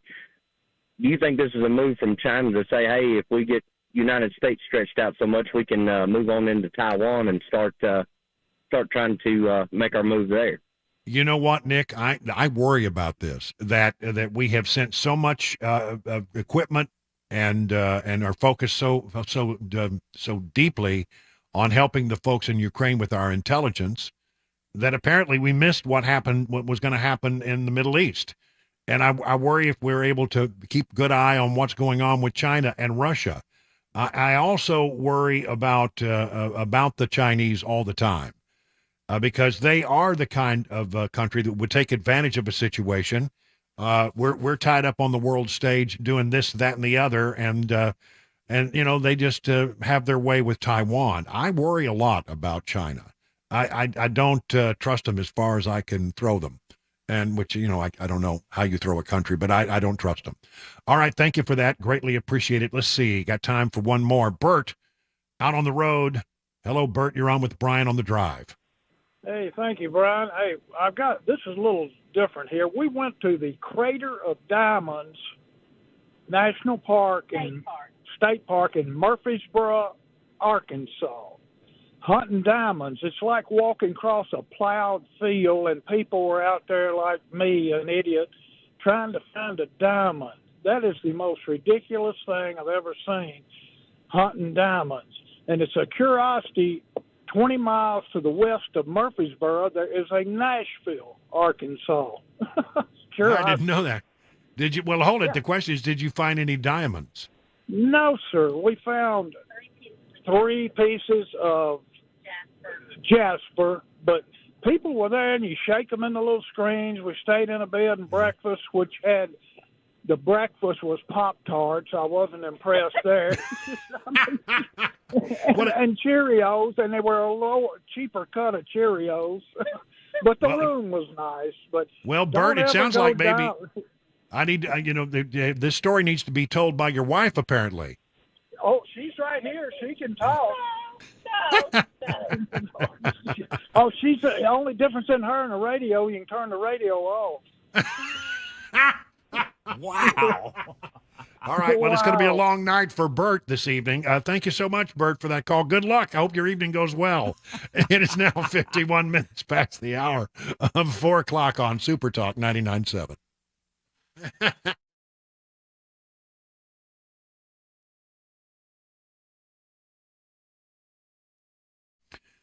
Hey, listen, I don't know anything about finding diamonds in a big field, but I tell you where you can find gold over at Nashville Gold and Coin. Really, gold is a tried and true store of value. It's been consistent across generations. Yet they say that generational wealth has 3 components: land, art, and precious metals. Well, land and art, that can be difficult to obtain sometimes, but precious metals like gold, platinum, and silver could be a practical solution. Do you have gold that was given to you and you're just not sure what it's worth, or you're curious about metals as a whole? That's precious metals, you want to learn more. Start by going to visit my friends at Nashville Gold and Coin. And by the way, if you have old coins laying around the house, bring them in. They'll tell you what they're worth. And I found out that the old coins I had were worth a lot more than I expected. They'll always be available to discuss your options and to educate you about the precious metals market. So do what I did. Go to Nashville's real money source, Nashville Gold and Coin. Set up your one-on-one appointment by going to NashvilleGoldandCoin.com. Hi, I'm Paul Winkler. You often hear me talk about diversification in the investing process, but how do we diversify? Well, we look for things that move in dissimilar fashion historically. Some of those market areas might be really small companies or really large companies, or very growth-oriented companies or value-oriented companies. And one of the things that we find is that when we diversify between these various segments, we can reduce the volatility of the portfolio because they don't move in tandem with each other historically. Now, we can do that in U.S. markets, we can do that in international markets, and in emerging markets. And when we can dampen that volatility, we can help get ourselves a little bit of a better outcome as far as knowing what we might likely have in the future, or how we can take income from our investment portfolio. Now, we also want to add fixed income or bonds to the mix as well. Now, if we know that we need to do this, what's the best way to do it? Well, one of the things that we often teach is this concept of market efficiency. This won the Nobel Prize in economics as well. And it's the idea that if I'm investing in, let's say, small value stocks, if we look at professional managers and their ability to say, hey, should I have this stock or that one, and picking companies or areas of the market, we find that they typically get lower returns than the market does on its own. They just add expense and they can add a lot of volatility. One of the things we want to avoid is anything that can hurt your returns and increase your risk in the investing process. To learn more about our approach to investing and financial planning, go to paulwinkler.com and set up a free 15-minute phone call or call 615-851-1950.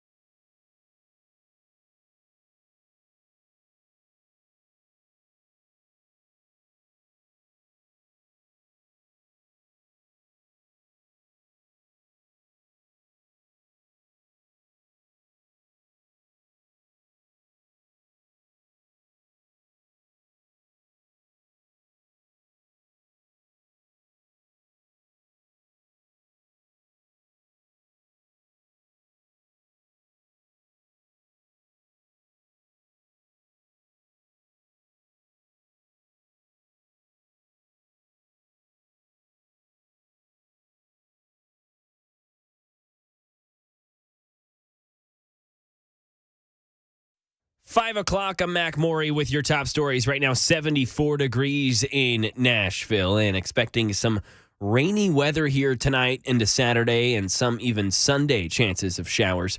Got a complete weather forecast, the latest traffic report upcoming in 5 minutes.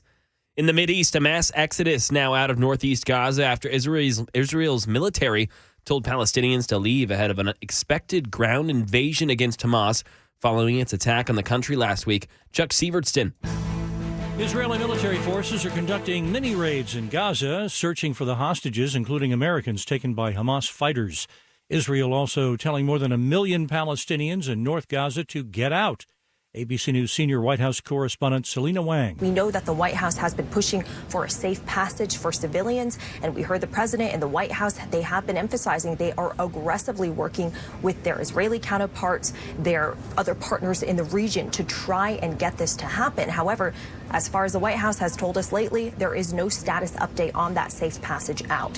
Selena Wang, during an event in Philadelphia, the president revealed this concern to a reporter. President Biden, what worries you about a potential Israeli ground invasion into Gaza? The nearly week-long war has killed at least 1,300 people in Israel and more than 1,800 in Gaza. And among those, at least 27 Americans known to be among the dead. In the nation's capital, 6th District, Tennessee Congressman John Rose joined WTN's The Drive with Brian Wilson and discussed the latest closed-door meeting amongst House Republicans, where Jim Jordan was chosen as the next nominee for Speaker. The conference met beginning at 10 this morning, and we considered a number of provisions to possibly amend our rules. All of those ended up being rejected, and then we had a candidate forum this afternoon with two candidates presenting themselves. Jim Jordan from Ohio and Austin Scott from Georgia. He stepped forward, I think, just to make an alternative available, did a great job in that forum. The vote was 124 for Jordan, 81 for Scott. They're now done for the weekend. They'll come back next week for a vote on the floor. It'll likely happen on Tuesday, Monday night at the earliest. Rose said he had, quote, no idea if Jordan can get the 217 votes needed, something that Steve Scalise could not accomplish, and adds that a number of representatives were absent from today's closed-door meeting, so the numbers still remain uncertain. Rose mentioned his support for Jordan, but says many of his constituents are not happy with Scalise being out of the running now. And crime in the mid-state, Channel 4 says that the woman in charge of a Middle Tennessee child care facility was arrested yesterday for locking her 4-year-old child inside of a bedroom. Morgan Soper, along with the child's father, Jonathan Jenkins, were both arrested. Officials arrived at the home for a welfare check to discover the kid in the bedroom alone, and they came to learn that the parents would leave the child alone throughout the whole day, regularly. Kinder Karen Goodlettsville has now made a statement that says Soper has been put on administrative leave. That's the latest news. Traffic and weather on the way. I'm Mac Maury, WTN News.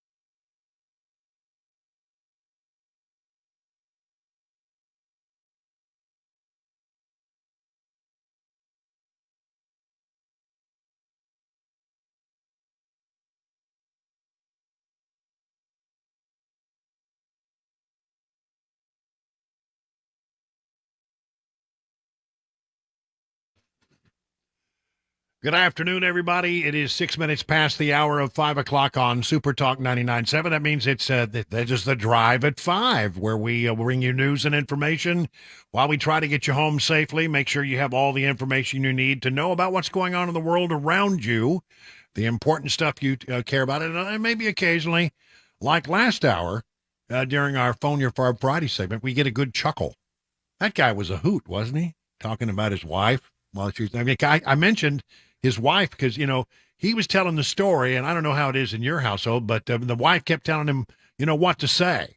You can hear her in the background. I said, maybe you ought to put your wife on the phone to tell the story. And he said, well, my wife, the difference between my wife and the radio is I can turn the radio off, but I can't turn my wife off.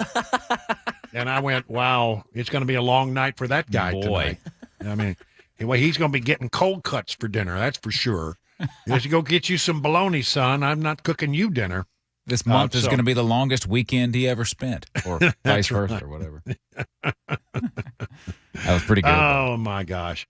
Well, it's a Friday, and so coming up in a few moments, we'll do Mac Maury's Wide World of Sports, and then we'll have another edition, as we always do on Fridays, of Fone Ur Farb Friday. So if you have some thoughts about that, start putting them together, and we'll do that at 5:35 roughly. And take your calls and see what's on your mind today. And then right now I want to bring you up to date on two stories. Let me bring you up to date first on the speaker's race, because that broke just a little while ago. They've been behind closed doors, the Republicans of the House have been for a long part of the day. And there were two separate votes that were taken. One involved this guy named Austin Scott and Jim Jordan. Jim Jordan was the last man standing after Scalise got out of the race late yesterday, and he thought he was going to come in and just get a vote and see whether people would support him. Then the last minute, this Representative Austin Scott, who I honestly have never heard the guy's name before. He's apparently a 7-term member of Congress out of Georgia. But one way or the other, his name got thrown into the ring, and as it turned out, Jordan won the majority with 124 votes. And so then they did a second round of balloting where it was just a yes or no. Do you support Jim Jordan to be Speaker of the House? It was 152 votes for Jordan, 55 no's, and one person voting present. Well, that's better than anybody has done so far, but it's not 217, which is what you must have when you take this to the floor of the House. And you have Democrats also voting. You got to come up with 217 votes. And the question is, can Jordan get there when he has 55 people who've said, no, we don't support him? So he asked that he be given a few days to try to work through the no's and see if he could turn them into yeses. That's a heavy lift, 55 no's to turn them into yeses, but this will be the real test. I mean, that's what you need as a speaker. Someone who can bring people together. And so there you go. They're not voting on this on the floor today. They're not voting on it this weekend. They don't come back until Monday evening, and that would be the earliest point at which we could call a vote to see if whether or not they can get a speaker with 217 votes. Right now it's Jordan's to lose, but I want to point out, with Scalise, the longer he went, the worse it got for him. I mean, he started out with, a certain number, and then this boy, the support just went away, just drained off over a couple of days, and he finally had to withdraw his name because it was very clear he was going in the wrong direction and he could not get enough votes to become Speaker of the House. I don't know what to say about this thing except that the whole week has been lost here. Nothing really has moved forward. The House of Representatives is dysfunctional. It is not functioning at the moment. And, I don't know. Maybe that's a good thing. The government that governs best is that which governs least, or maybe not at all. But I think most people would like to see a functional House of Representatives and a functional Congress. You see, the Senate is really sort of held back from doing anything of substantial because you can't pass a piece of legislation without both bodies. And they were trying to pass appropriations bills and trying to get that done. I don't think there's any way at all we get the appropriations bill done with a lost week where they could not function. So it'll be interesting to see how it all develops out on Monday. Jordan is the guy for the moment. If he has enough juice to get 217 votes, he still faces a real problem here. And the real problem is that there's a rule that's in place right now that says that any one person can come to the floor and ask to vacate the speaker's seat. Vacate the chair is what they call it. And as long as that's the case, any one person that gets their nose out of joint with the Speaker of the House, which, in politics, that can happen, almost daily. Well, once again, Jordan would run the risk of being kicked out as Speaker. So do you really solve the problem, or are you just kicking the can down the road? So it'll be interesting to see whether Jordan can do it. I like Jordan. I think he's a good choice. I would have been okay with Scalise. I'm more inclined to like Jordan. I think he's a bit more conservative than Scalise was. Certainly, I think members of the caucus feel that way. So we'll see whether or not Jordan's got the juice to get it to 217, and maybe next week the House of Representatives will once again be functional. I talked to Representative John Rose, who was in the room. We'll replay that coming up at 6:35 this evening in case you missed it in the 4 o'clock hour. So that's the number one story that's happening here domestically. As far as the other stuff that's going on with regard to Israel, the Israelis have now gone into Gaza in a limited way. When I say limited, it's not the big ground invasion. They sent out messages, and I love the way they did this. They sent out messages to the folks in Gaza. See, I think you need to understand that there are people in Gaza who do not believe the same things that Hamas believes. And so the Israelis, in an attempt to limit collateral damage and civilian casualties, sent out messages on the radio and the TV last night: get out of northern Gaza. Get out of northern Gaza Strip and head south, down near the Egypt border, and, we're coming in. And so because then they thought, well, you know what? Nobody's got electricity, so maybe the TVs aren't working, maybe the radios aren't working, maybe we need to go another way. So they flew over and dropped leaflets, the old-fashioned leaflet, dropped by airplanes over Gaza, which said, get out of town. And people all day long have been trying to get out of Gaza and head as far south as they possibly can before they get to the Egyptian border. And so what has happened is that Israelis have sent in some what they call localized raids. Small commando forces are in there. Boy, I talk about difficult work. You're going into an area where all your enemy has the high ground, and you're going in with a very limited force. But what they wanted to do before they come in and just level the place, they wanted to send in some commando forces, their elite forces, to see if they could find out where the hostages are. Great question. Where are the hostages? Where are they? And can we find them? I mean, the concern is that they are in small groups and they're being moved around and it's hard to locate them, but they wanted to give that a try. And so they're in the process of doing that now. Boy, I'm telling you, tough row to hoe, and some of the most dangerous work that's being done. Unbelievable heroism to be the people who go in that situation.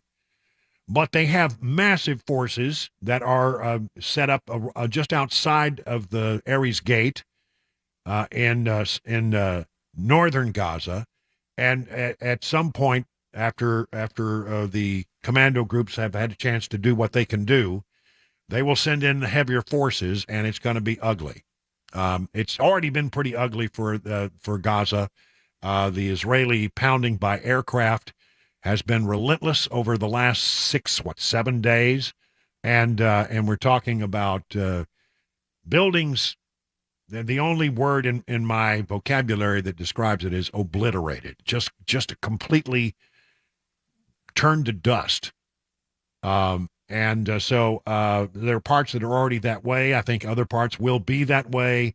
Take years for Gaza to build back up. But you know what? I certainly don't think that the Israelis have any apologies to make. I think that given what has happened, that they have to go do what they have to do. And I think I read a story that said by a wide margin, Americans are supporting what the Israelis are doing with going into Gaza in a big way.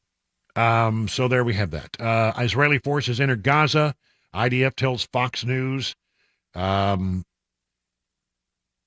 see, I'm trying to get to the real meat of this thing. Israel warned 1.1 million people living in the north of Gaza to evacuate the area within 24 hours as a humanitarian step in order to minimize civilian casualties. It's for safety purposes, adding that civilians will not be able to return to Gaza City until there is another announcement.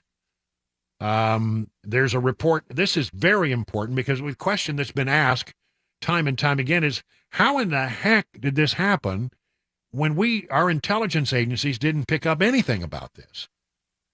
Because we were caught by surprise, and the Israelis, who also depend on us for a lot of our, for their intelligence, were caught off guard. Nobody saw it coming. According to this, it's an interview with a Hamas leader on a Russian television network.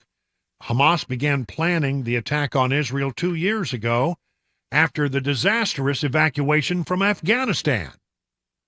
So at the time, I told you, look, the world is going to note what happened here.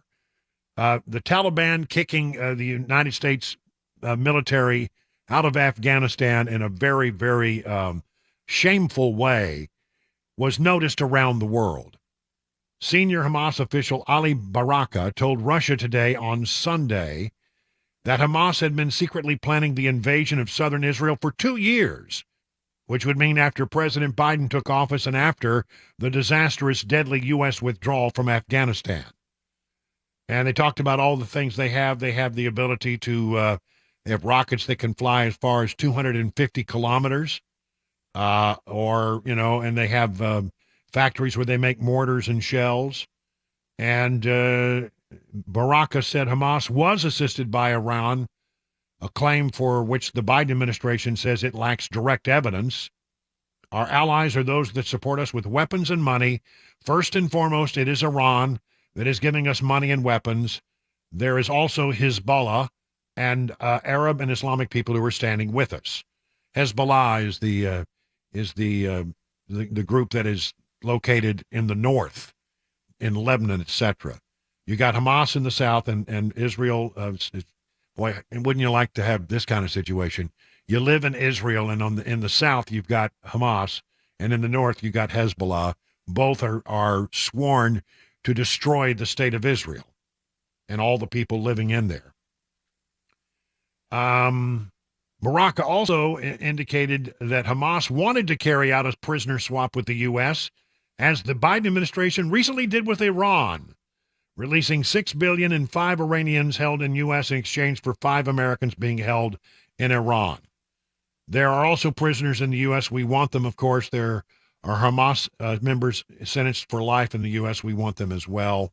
See, they learned a lot. It wasn't the $6 billion. I mean, that's not anything to sneeze at. It was really the fact that they gave up the $6 billion in exchange for hostages. And what the folks in Hamas and in Iran and I'm sure Hezbollah have noticed as well is, well, if you take hostages, America will pay to get them back. That's the lesson that was learned out of that whole trade deal. Everybody says, well, they can spend the money. Well, as I understand it, it's very hard for them to spend that money, as it's been explained, if that's accurate. But it certainly was noticed that this was an exchange for hostages.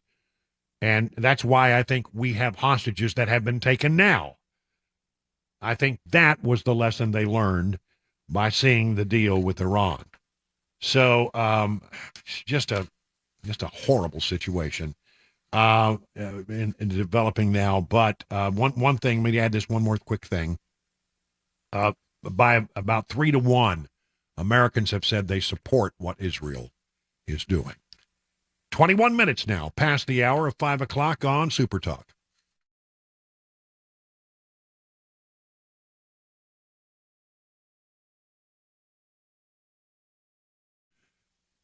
Hey, your chance to get that rare, hard-to-find luxury pre-owned Rolex timepiece is happening at Genesis Diamond Friday and Saturday, October 20th and 21st. Genesis is hosting an epic pre-owned luxury Rolex event featuring a stunning new selection of these hard-to-find watches. Hulks, Submariners, Daytonas, Pepsis, Batmans, all the hottest models that people want and have been waiting for years. For this event, you can choose from 5 years financing or get a free pair of 2-carat lab-grown diamond earrings valued at $5,000. Imagine a luxury pre-owned ladies Rolex date just for just $199 a month, or a Sea Dweller, or a Submariner for just $299 a month.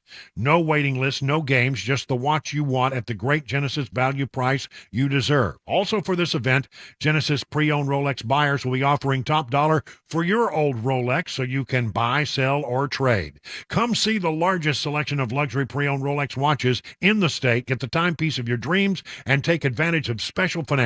Friday, Saturday, October 20th and 21st. Only at Genesis Diamonds, your home for luxury pre-owned Rolexes, Green Hills, and Cool Springs on approved credit while supplies last. See stores for details.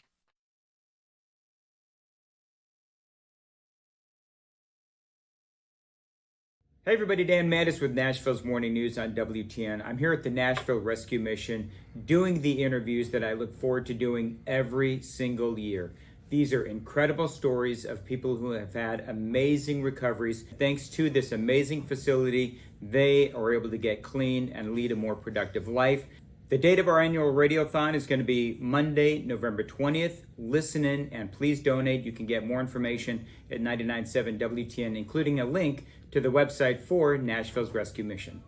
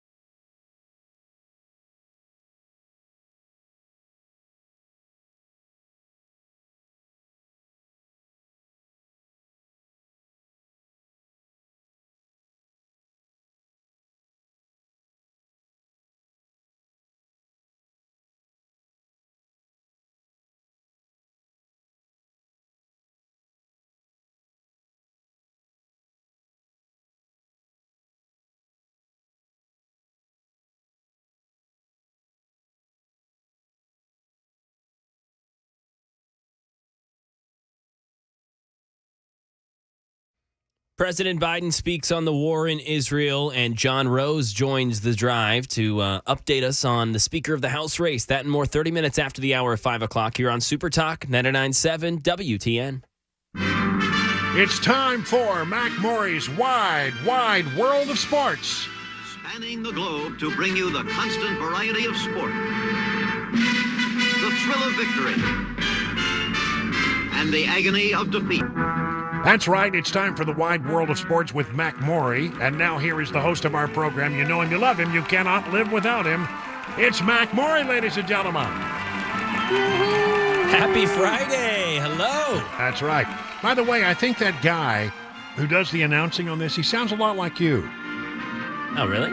Yeah, he's spatting the world. He sounds a little like Spatting you. the world. That's right. I'll have to do my own rendition. All right. Okay, it's time for a Titans preview, guys. It's okay. If we have to. We're getting back on the W train. This is the time for Okay, we Titans. hope. No, we're doing it. Come on. I need the Okay. positivity. Yeah, right. you're right. It's a maybe. This is a good team that they're playing over in London. They're facing the Baltimore Ravens.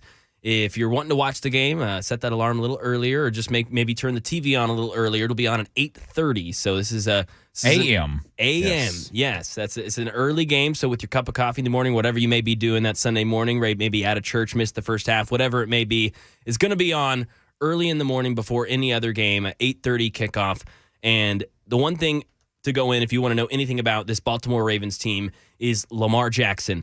One of the fastest, most athletic quarterbacks in the league. He's on pace to throw for over 4,000 yards and 30 touchdowns. And that's with the legs of a running back as well. He can get outside the pocket at any moment. And so the Titans are going to need to have that front seven there and ready to contain. Looking at the injury report, Tier Tart, one of the defensive tackles for the Tennessee Titans, he is healthy. He missed last week, and it showed. Zach Moss for the Indianapolis Colts ran up and down the Titans last week. That can't happen this week because it's not just the running back for the Ravens that are going to be able to provide in that rushing game. Again, it's Lamar Jackson. So Tier Tart, Jeffrey Simmons, they're both healthy. They're both ready to go. They'll both be back in along with that linebacker, Azeez Al-Shaair, one of the best tacklers on the team. He was questionable going into last week, did play, and he was able to stay healthy, and he's going to play through that injury again this week. So an exciting matchup versus what is a really, really good AFC opponent and a well-coached team under John Harbaugh. So, yeah, some exciting things to look at here coming into this weekend. You know, I saw this story a couple days ago. Last weekend, I think it was Buffalo and Jacksonville played. Mm-hmm. And Von Miller, a linebacker for the Bills, had some comments about the field conditions at the Tottenham Hotspur Stadium there in London. Is this a converted soccer pitch? Is that Yes. what they're playing on? That's what they normally play there is soccer. But he was quoted on the Pat McAfee show as saying it was hard and tight. It felt stiff, like it didn't have any padding underneath. I've been playing in the league 13 years. This was one of the worst surfaces I've played on. So hopefully that doesn't become a factor. But seriously, you know, and it's kind of some cruel joke. We hear a bunch of players, whether it be a star player or just, an everyman guy on the 53-man roster, of talking about wanting natural grass and talking about their body not responding well to this turf. And it's some kind of cruel joke over there. There's natural grass on this field. That's what the soccer players play on. They take that off and put in the turf when the NFL players arrive. Are you kidding me? Oh, Yes. my gosh. Yes. So that's insane. It's just getting to the point where it's like, come on. I mean, you've got players that are I mean, there's statistics that show this. What is the reason for that? Is it because the owners don't want to have to pay for the upkeep of an actual grass surface? Because, I mean, it would seem to me you put down the artificial turf. You don't have to water it. You don't have to have a crew out there. You just, replace the turf ever so often. That's it, because if you're having a domed stadium, which a lot of these new up-and-coming teams are, the Nashville Tennessee Titans want to be a part of that new club with a domed stadium, well, then all of a sudden you're rolling out that natural grass and putting it somewhere else to then keep and grow and make sure you keep that grass healthy. And if you just have that turf, like you mentioned, Brian, you just lock it up, turn the lights off, and say, all right, we'll see you next weekend. Well, what is going to be the plan for the new stadium? Is it going to be grass or is it going to be turf? It's going to be turf right now. Really? See, I thought I saw something that said they would have grass. I'm pretty sure they're having some sort of special new turf in there, and it's going to have all these things. They always say that. They always say that, and I mean the numbers show. I mean we have a good enough sample size here of players getting some serious injuries on this turf, and knock on wood that doesn't happen, and that this Tennessee Titans team can come out there with some serious energy, and there's fans there. I mean, I was listening to our sister station, and they're over there in London getting ready for the game on Sunday. There's some people repping the two-tone blue over there in London, which is exciting. All right, sounds good. Well, that completes today's edition of Mac Maury's Wide World of Sports. He takes off his sports hat, puts on his news hat, because it's time for the news now on Super Talk 99.7.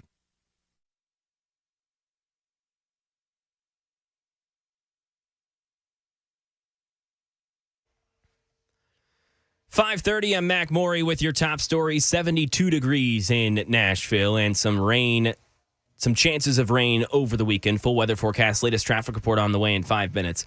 While in Philadelphia today, President Biden said the U.S. is working to free American citizens being held hostage by Hamas terrorists. Karen Travers traveling with the president. President Biden said it is, quote, gut-wrenching what the families of the Americans unaccounted for in Israel are going through. He spoke Friday morning with them for over an hour. They're going through agony, not knowing what the status of their sons, daughters, husbands, wives, children are. The president said he assured the families of his personal commitment to do everything possible to return every missing American to their families, working with Israel and partners in the region. We're working round the clock to secure the release. And Israel's military said Hamas's attack and ongoing rocket fire has killed more than 1,300 people as of today. At least 27 Americans are known to be among those. And in Gaza, the health ministry said Israeli airstrikes have killed at least 1,900, including over 600 children, and left more than 7,600 wounded. In the nation's capital, Tennessee Representative John Rose joined the drive with Brian Wilson to discuss Jim Jordan as the new nominee for Speaker of the House. A closed-door meeting today gave Jordan 124 votes, the majority needed. When asked if he thinks Jordan can do what Scalise couldn't, which is get the full 217 to become Speaker of the House, here's what Rose said. I have no idea, but I share the concern you're voicing, which is that, number one, we need to get the House back in business. And the quicker we do that, I think the better for the country and for the Congress, for the Republican conference. And so I would have probably favored staying at it and calling back anybody who had already left town and saying, you got to be here. A vote on the floor will likely happen on Tuesday, Monday night at the earliest. Rose mentioned his support for Jordan, but says many of his constituents aren't happy with Scalise being out of the running now. Jordan, 124 votes today. Austin Scott got 81. That's the latest news. Traffic and weather on the way. I'm Mac Maury, WTN News.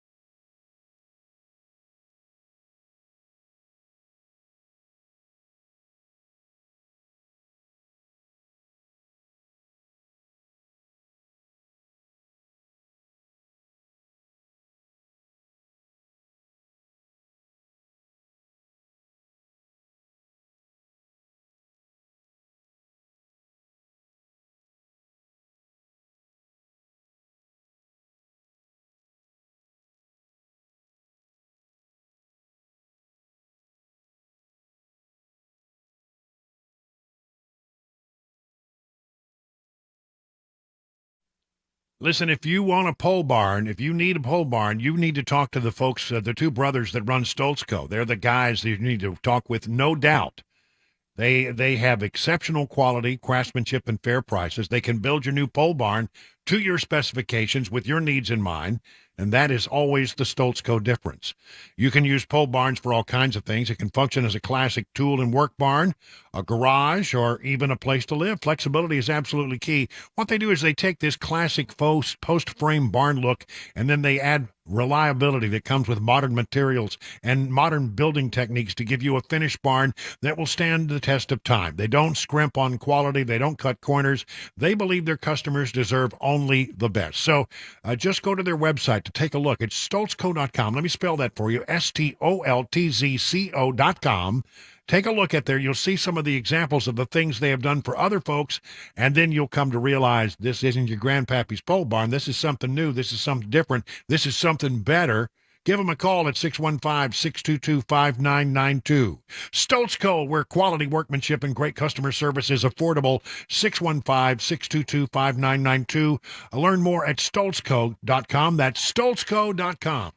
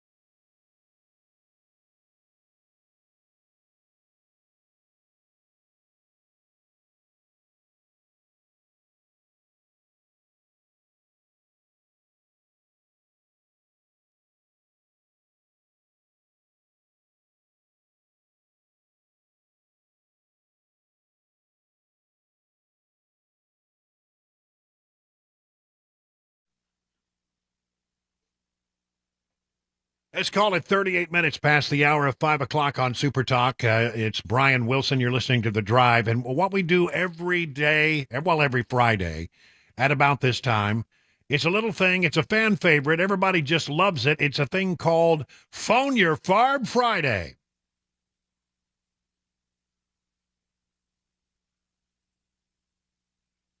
Here's the number, 615-737-9986. Here's the whole kit and caboodle. Here's the idea. We give you this 100,000-watt soapbox where you can get up and express yourself. Maybe you got a bee in your bonnet, a burr in your saddle, or a bug in a place where perhaps you never really want to have a bug. And you get on here and within reason express yourself. It is a family show. We don't want to have to use a little red button, 615-737-9986. I mean, maybe you want to take umbrage. Maybe you have a question for the host. Maybe we call that Stump the Chump. Whatever it is, 615-737-9986. We got a lot of phone lines open, ready to go. We'd love first-time callers. So if you have been a lurker, have you been lurking? Just listening but never participating? Now's the time for you to get on the phone and participate. 615-737-9986. We'll start with Jim in Smyrna. Jim, hello. You're on with Brian on The Drive. What's on your mind today, Jim? Hey, how you doing? Doing well. Good. I was just wondering, you're saying you didn't know how our so-called intelligence was not able to foresee this attack when they can't figure out where this cocaine got dropped in the White House. Well, that's a pretty good point. I mean, I honestly think I know the answer to that, though. I'm serious, with all seriousness, I think I know the answer. I think they're so focused on providing intelligence to Ukraine that they weren't looking as closely as they should in other parts of the world, which concerns me. Because I think that, we need to be watching the Chinese. I think we need to be watching the Russians. And I think we needed always to be watching the Middle East. And I have a feeling resources were tasked in a different direction.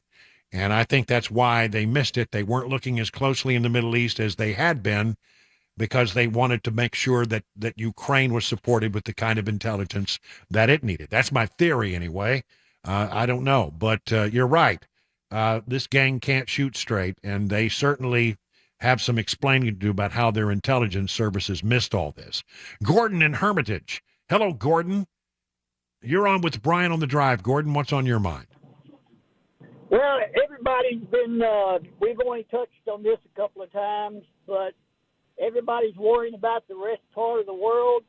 In Dover, Tennessee, they have a Islam military training compound just north of Clarksville, Tennessee.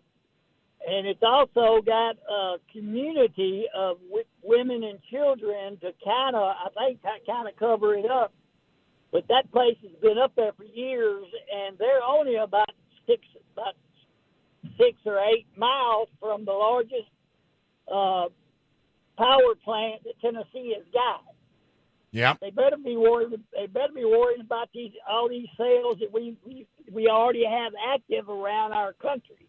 Yeah, I've heard that, and I'll tell you the other thing. I mean, we've heard other people call us and tell us about similar things around the state of Tennessee, which is very concerning. But I think the other thing that we need to be concerned about is that we don't have any clue as to who's come into this country from our southern border that might not have our best interest at heart. You've heard me talk about that endlessly. I won't rehash what I've said so many times, but the bottom line is, I think we do have a reason to be looking internally. I hope that we are doing better about monitoring things going on within the country than we have been about looking at things going on around the world. Thank you, Gordon, for the call. Greatly appreciate it. Steve in Hendersonville. Steve, you're on with Brian on The Drive. What's on your mind today, Steve? Hey, Brian. So I never really thought anything was actually going to happen with Hunter and Pops, but with all the terrible stuff in the last week, I'm extra worried that that's all going to get swept under the rug and pushed to the back burner. I haven't heard anything talked about that this week. Well, that's because we don't have a functional House of Representatives. They can't conduct business without a speaker. One of the things that does frustrate me immediately is I think we look pretty Bush League. and chaotic. But the other thing that bothers me is everything that we've been working on, the investigation into Hunter Biden, all of the things that need to be done with regard to passing appropriation bills, they're not getting done. So, yeah, you're right. I haven't had a Hunter Biden story in about a week and a half. And it's all because, well, we don't have a functional House of Representatives. And the House is the organization that is doing that investigation because the Senate, controlled by Democrats, they sure don't care about it. Hey, thank you, Steve. Great question. Dwayne in Middle Tennessee, you're up with the drive. Hello, Dwayne. What's on your mind? Oh, I just going to tell you what these teams was that Israel's using. They go in, different recon teams. It don't make no difference what part of the military you come out of. They're recon teams. Mm-hmm. And they're pretty good. You can fight a war with them. They ease around in there, and they find stuff you wouldn't believe. I was part of one of them back years ago. But that's the best way to do it. Yep, and then bringing in the heavy machinery a little bit later once you've done your reconnaissance. That's a good point, Dwayne. Hadn't thought about that. Thank you for your expertise and thank you for your service. Greatly appreciate it. Keith in Tullahoma. Keith, you're up next on the drive. What's on your mind on this Fone Ur Farb Friday? Hey, Brian, I was just going to make a comment about Biden. Okay. The single most existential threat to this country is Joe Biden, his cronies, and the Democrat Party. And in my opinion, it may not be your opinion, but in my opinion, Matt Gaetz just needs to go ahead and join them. You think? Well, listen, I have real concerns about Matt Gaetz. It's not a popular position to hold in some quarters because a lot of people like what Matt Gaetz did. I think we look pretty Bush League. I think we look pretty unprofessional as Republicans, and I think it's not in the best interest of this country to not have a functional House of Representatives. I just feel like that has been sort of an embarrassing thing, and I think if we don't get it straightened out pretty quickly, I think the American people are going to be pretty fed up with it. That's my personal feeling. But yeah, listen, I think Biden is a real problem, and you know what? We don't want to be the problem. We want to be the party of answers and solutions. And you can't do that if you haven't been able to form the House of Representatives and find a speaker. Get on with it, folks. And it looks like we're going to lose another 2 or 3 days before they can take a vote. And even then, it's not clear that Jim Jordan's going to have the votes. Don in Franklin. Hey, Don, you're up next on the drive. What's on your mind, Don? Hey, Brian. We've met a couple times. The intelligence issue, you're right about the Ukraine focus. Nobody's mentioned that the focus was also internal. We've been spying on our own people. And then, we had the ex-intelligent people sign that letter that said that the laptop was Russian disinformation. I mean, they knew better. Yep. Where is the focus? The focus is not around the world. It's on our own people. And isn't that scary? It truly is.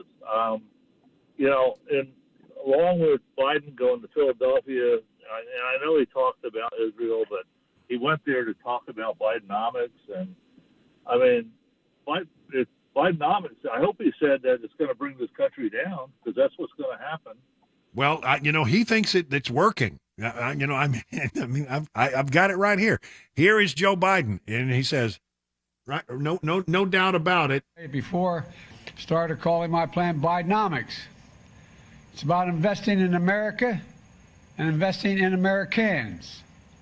It's working. Yeah, well, he seems to be alone in that belief that it's working. But the Bidenomics thing, you keep talking about it because I don't think anybody in America looks at their financial situation and thinks, man, I feel so good that Bidenomics is changing things for me. I feel real good about where I am economically. Said no one ever. Right now, Hunter in Tennessee. Hunter, you're up with Brian on the drive. What's going on, Hunter? Hey, brother. Thanks for taking my call, bro. Yep. I'm just going to tell y'all that if you think that we're not impregnated with sleeper cells, terrorists from the last 20 years, you're mistaken. However, the last since Uncle Joe has been in office, it is expedited by probably 10% of who's coming, and we don't know who's in this daggone country. So I just want to tell everybody to keep their head on a swivel, pay attention to what's regular, pay attention to what's not regular. Just this very morning in my hometown, I'm not going to say what it is, but I saw a young white male, ponytail, sunglasses, wearing a blue jean jacket with leopard stripe shoulder accents, and his pants was hanging around his derriere. Mm-hmm. And I've never seen that in my town. And this guy was just walking around like it was all cool. Well, I'll tell you, they say that today is the International Day of Jihad, but I understand that the Palestinian protest that's supposed to take place in our area, according to law enforcement sources with whom I have consulted today, will be tomorrow in Nashville. So, yeah, keep your head on a swivel, okay? That's it. That's all the time I got this time around. But thank you so much, everyone, for participating in another exciting edition of Fone Ur Farb Friday, now 5:50 on Super Talk 99.7.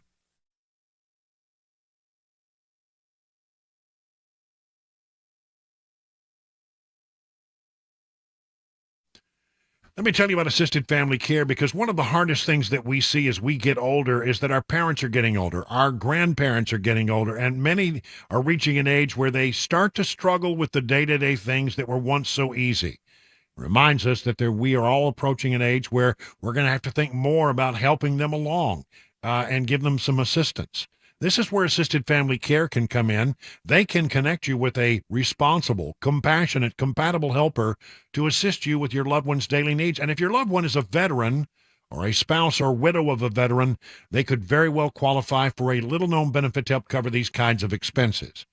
Assisted family care has years of experience in helping those in Middle Tennessee who qualify get access to this benefit. You see, many veterans are eligible to receive up to 20 hours of daily living assistance each week at no cost to them. Now, if you're a veteran with wartime service, you may well qualify for the benefit for yourself or your spouse. I want to warn you, though, the application process is not easy. It can be daunting and confusing, but assisted family care can help. They have years of experience in cutting through the red tape. Assisted family care can help. Assisted family care will be there for you. Visit assistedfamilycare.com or call this number, 615-833-9725. Hi, I'm Paul Winkler. You often hear me talk about diversification in the investing process, but how do we diversify? Well, we look for things that move in dissimilar fashion historically. Some of those market areas might be really small companies or really large companies, or very growth-oriented companies or value-oriented companies. One of the things that we find is that when we diversify between these various segments, we can reduce the volatility of the portfolio because they don't move in tandem with each other historically. Now, we can do that in U.S. markets, we can do that in international markets, and in emerging markets. And when we can dampen that volatility, we can help get ourselves a little bit of a better outcome as far as knowing what we might likely have in the future or how we can take income from our investment portfolio. Now, we also want to add fixed income or bonds to the mix as well. Now, if we know that we need to do this, what's the best way to do it? Well, one of the things that we often teach is this concept of market efficiency. This won the Nobel Prize in economics as well. And it's the idea that if I'm investing in, let's say, small value stocks, if we look at professional managers and their ability to say, hey, should I have this stock or that one, and picking companies or areas of the market, we find that they typically get lower returns than the market does on its own. They just add expense and they can add a lot of volatility. One of the things we want to avoid is anything that can hurt your returns and increase your risk in the investing process. To learn more about our approach to investing and financial planning, go to paulwinkler.com and set up a free 15-minute phone call or call 615-851-1950.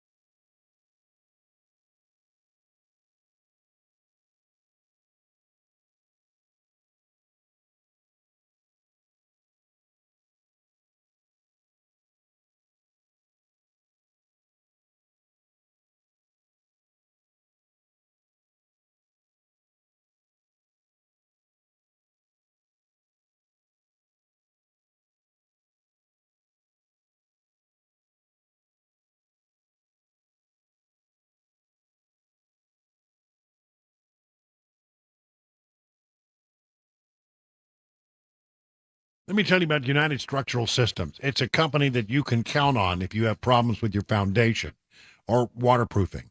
Whatever you need, if you've seen the cracking bricks or the doors that stick and, cracks in the walls, that kind of thing. Well, listen, call USS.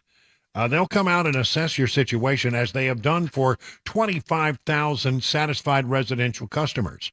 They come out, they use their expertise to give you their very best advice. And if you decide to go along, and actually you'll get really good advice, so you probably should, then you don't pay a penny until the job is done and you are completely satisfied with the work that has been done. Their attitude and culture is the way that they keep employers there for year after year after year. In fact, some have been there for the full 25 years.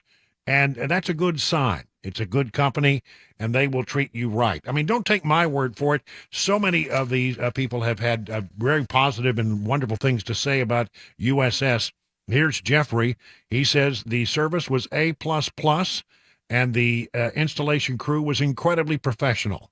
Gloria said, I just want to say hats off to the crew for their excellent work. I'm pleased with the work they did. They did not leave any mess to be cleaned.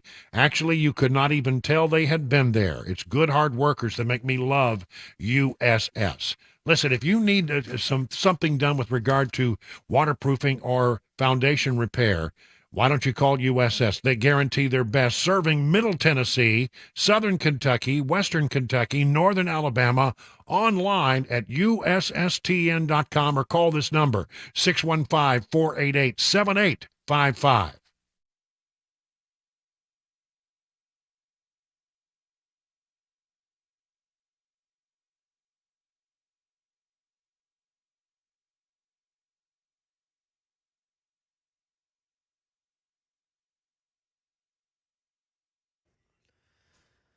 .601, I'm Mac Maury with your top story. 71 degrees, some rain expected over the weekend. We got a forecast, latest traffic report. We'll tell you all about it 5 minutes away.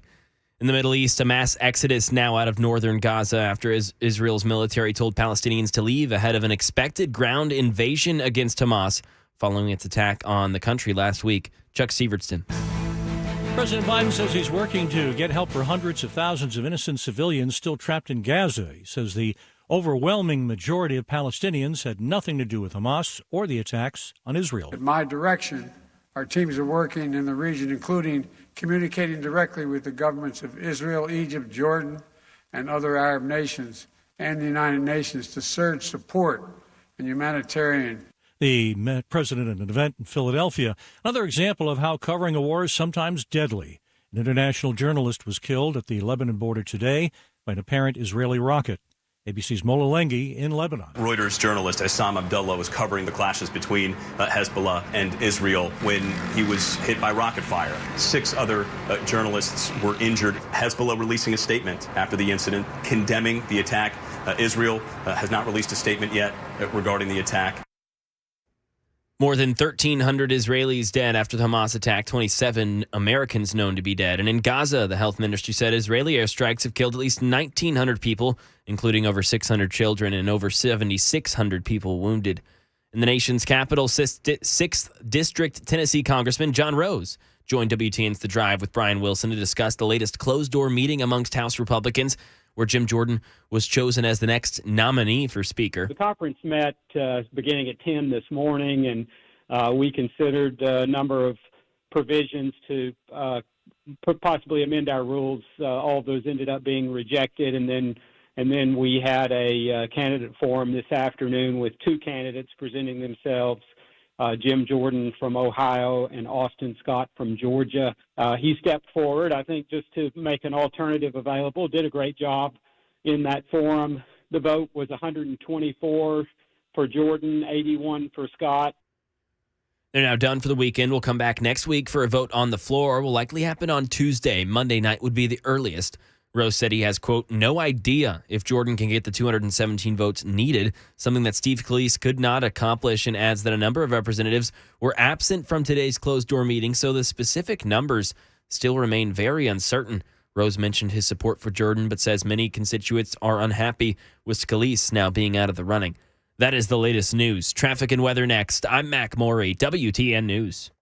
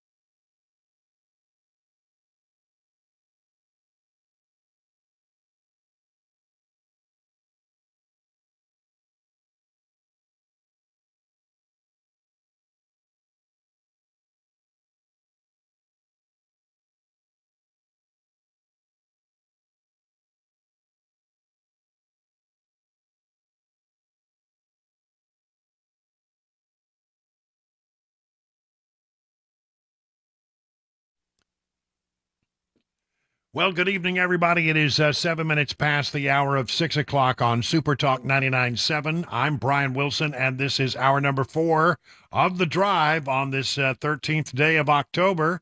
That's right, it's Friday the 13th, and it's the worldwide day of what do they call it? Worldwide Day of Jihad. That's it.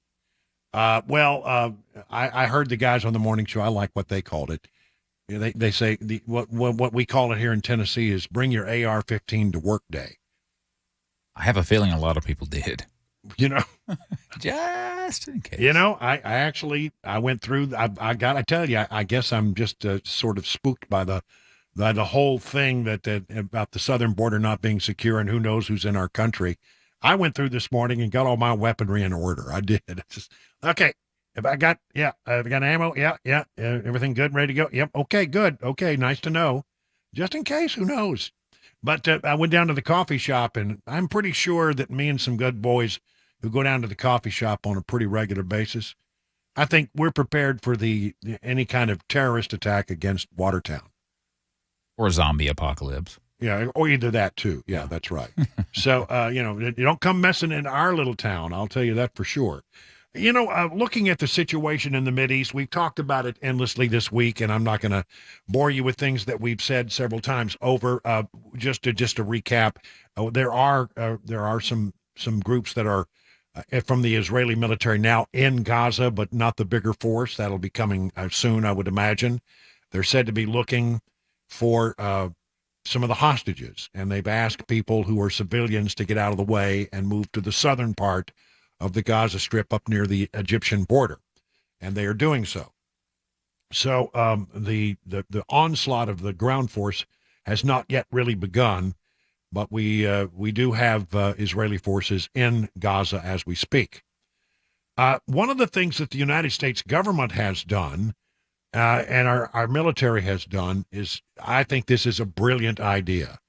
They have sent a squadron of A-10 Thunderbolt Warthog fighters.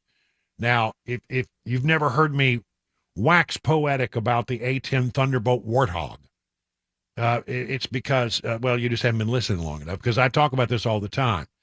Have you ever seen a demonstration of the A-10 Thunderbolt? Seen the Warthog, as they say, go early, go ugly, go early with ugly? And that's what you got with the Warthog. It's the ugliest looking plane you ever saw. It is basically a flying machine gun with the most massive machine gun you have ever seen, and it can be absolutely devastating to armor on the ground, tanks, armored personnel carriers, anything that moves on the ground. This thing can just annihilate it. And what's interesting about it is the Air Force hates it. The Air Force has tried to get rid of this thing so many times it's not even funny. And every time they try to do it, the folks like the Army and the Marines and the people who actually go in and have to fight on the ground say, no, we do not get rid of the Warthog. It is the most effective tool you have as far as providing cover on the ground for ground troops. Now, the Warthogs are not there to get involved or get in the way of the Israelis. The Israelis have certainly all they need to take care of the situation in Gaza. But they moved them into the region as a warning to, other countries not to take advantage of this moment of chaos to enter the fray. We're talking about Lebanon. We're talking about Jordan. We're talking about Syria. We're talking about Iran. If you have any ideas about getting your military involved, understand that you may well meet the wrath of the A-10 Thunderbolt II Warthog. I mean, these things are, they're a thing. They're not that particularly pretty. They actually don't fly all that fast, but they are relentlessly effective against ground forces when you need them. And if you're on the ground and you need cover and you need air support, you want the Thunderbolt coming to help you out. And so they have moved an entire squadron of A-10 Thunderbolts that the Air Force hates, but everybody else loves. And I love this aircraft. I don't understand why there's such a rush. Sure, it's 1960s technology, but sometimes you get it right. It first flew more than 50 years ago. It's a single-seat subsonic attack aircraft designed for close air support for ground troops by attacking enemy armored vehicles. It can carry numerous munitions, but its built-in weapon is the GAU-8 Avenger autocannon, a hydraulically driven 7-barrel rotary gun that fires armor-piercing shells. That's all you. If you ever hear that coming, it's over. You don't want to be on the receiving of the brr. That's what you don't want.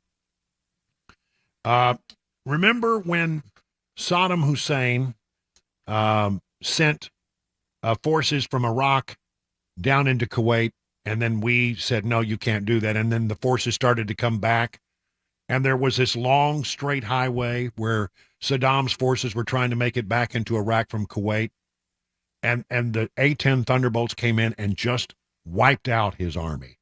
The devastation was unbelievable, and it was really just a couple of A-10 Thunderbolts who did that kind of damage. So they are widely respected by everyone except the stupid Air Force, which doesn't know what a beautiful aircraft it really is. I don't know what it is about them. They just don't like it. They've tried to kill the project off and retire those aircraft year after year after year. And if it weren't for the act of a few people in Congress who understand the value of that aircraft, they would have been long gone. There's nothing else that we have that's been come online that is near as effective in that kind of a situation. They say, oh, we'll use the F-35. No, the F-35 is not what you want. You want the A-10 Thunderbolt. Can you tell I like this aircraft? Did you get that? Yeah, I know. I'm telling you, if you go to an air show, it's always fun to watch the Thunderbolts. I mean, they're impressive. Yeah, they are really remarkably impressive. I love, and those pilots are really good pilots. What's going on in Iraq right now? Americans are backing the complete eradication of Hamas, according to a poll that just came out, by a margin of 3-1. You see some of the protests and college campuses. Boy, does that hack me off. And all of that. It's like anti-Semitism on display in our college campuses. What in the world is going on in our college campuses around the country? Despite vocal pockets of opposition in liberal universities and in the media, like, as I'll tell you in a moment, MSNBC, voters back Israel's side of the war with Hamas in the Gaza Strip and blame the Palestinians for the horrific crisis by a margin of 5-1. Rasmussen tested the views of American voters on the conflict and found wide support for the Jewish state in its reaction to last weekend's surprise assault by the terrorist group inside Israel. In its latest survey shared with the Washington Examiner, voters backed the call for the complete eradication of Hamas in Gaza by a 3-1 margin, 66% to 19%. That includes the majority of every group tested by Rasmussen. By an even larger margin, the voters tested by Rasmussen blamed the Palestinians for the war, 53-10. Another 24% blame both sides. So, it seems that America is still with Israel in a very large way. But that there continues to be these protests around the country, and there will be apparently one in Nashville tomorrow, I'm told. It is troubling to see that. As I mentioned, MSNBC has been a lot more pro-Hamas than you might imagine, and MSNBC has lost a large chunk of its audience this week due to its biased coverage. The outfit's figures were down 24% overall for the 4 days between October 7th and 10th, when the conflict between Israel and Hamas began. Meanwhile, Fox News audience jumped 42%, and CNN saw a 17% rise.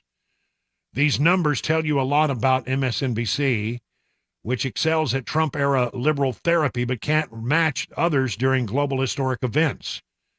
The New York Post reported the liberal media continues to run interference for Hamas and its atrocity campaign in Israel, and chief among them is Andrea Mitchell, asking an Israeli mother of 2 children taken hostage Friday during these raids, what are your feelings about the attacks against Gaza right now? She was looking for her guest to echo Mitchell's own equivocation on the issue, but the mother responded with justifiable anger. You're looking for a symmetrical situation. I cannot be sympathetic to animal human beings Well, they're not really human beings who came into my house, broke everything, stole everything, took my children from their bedrooms, took them to the Gaza Strip, and Israel has never done that and will never do that. So there is no symmetry here. Well, she's precisely correct. I'm telling you, they have been almost unwatchable. And by the way, MSNBC had been doing pretty good, and some of the numbers were not shabby.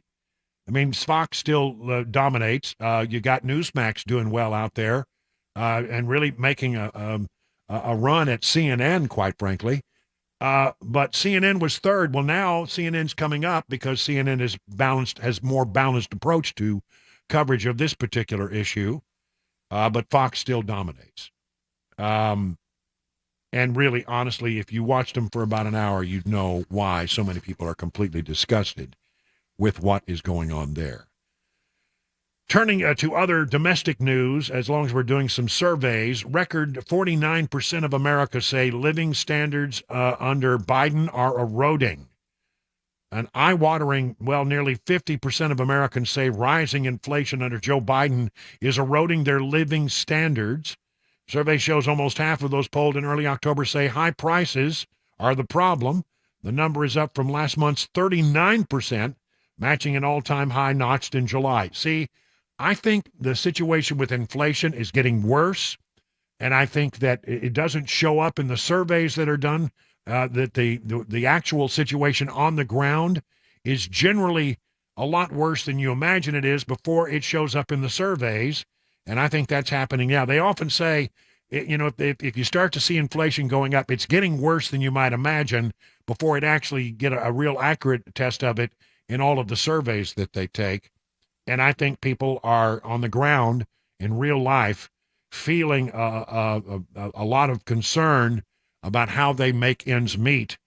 And these numbers on the economy, I think, are probably pretty scary to Democrats because they know, like most Americans know, that when they cast their ballots, they often cast their ballots with regard to how well they are doing financially. And ever since Joe Biden took office, inflation has gone up some 17%. And the real wages have gone down 3%, which means that you're about 20% in the hole. And you know it, and you feel it. And there's no place for you to turn because if you can't make ends meet and you try to put it on a credit card, you're going to pay outrageous interest rates, which don't seem to be going down anytime soon. In fact, I'll talk about that in just a moment. Right now, 20 minutes past the hour of 6 o'clock on Super Talk 99.7.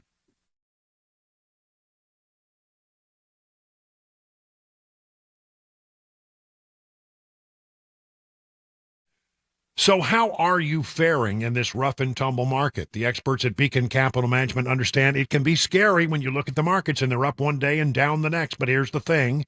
Beacon Capital Management has a plan to assess where you are and help you make any mid-course corrections that might be needed. Wouldn't it be great to have peace of mind that you're on the right path? Beacon can provide you that reassurance. It starts with a simple phone call to this number, 615-488-9303. The experts at Beacon will take it from there. They'll ask you for some information. You provide it. Then sit back. You have nothing to lose in this whole scenario except for potential worry. So get started today by calling 615-488-9303. At the end of the process, you'll be able to rest easy knowing you have a plan that meets your retirement goals. Replace the worry with confidence that you're on the right path. Again, the number is 615-488-9303. The experts at Beacon stand ready to take your stress away. Learn more at askbeaconnow.com. Hey everybody, Dan Mattis with Nashville's Morning News on WTN. I'm here at the Nashville Rescue Mission doing the interviews that I look forward to doing every single year. These are incredible stories of people who have had amazing recoveries. Thanks to this amazing facility, they are able to get clean and lead a more productive life. The date of our annual radiothon is going to be Monday, November 20th. Listen in and please donate. You can get more information at 99.7 WTN, including a link to the website for Nashville's Rescue Mission.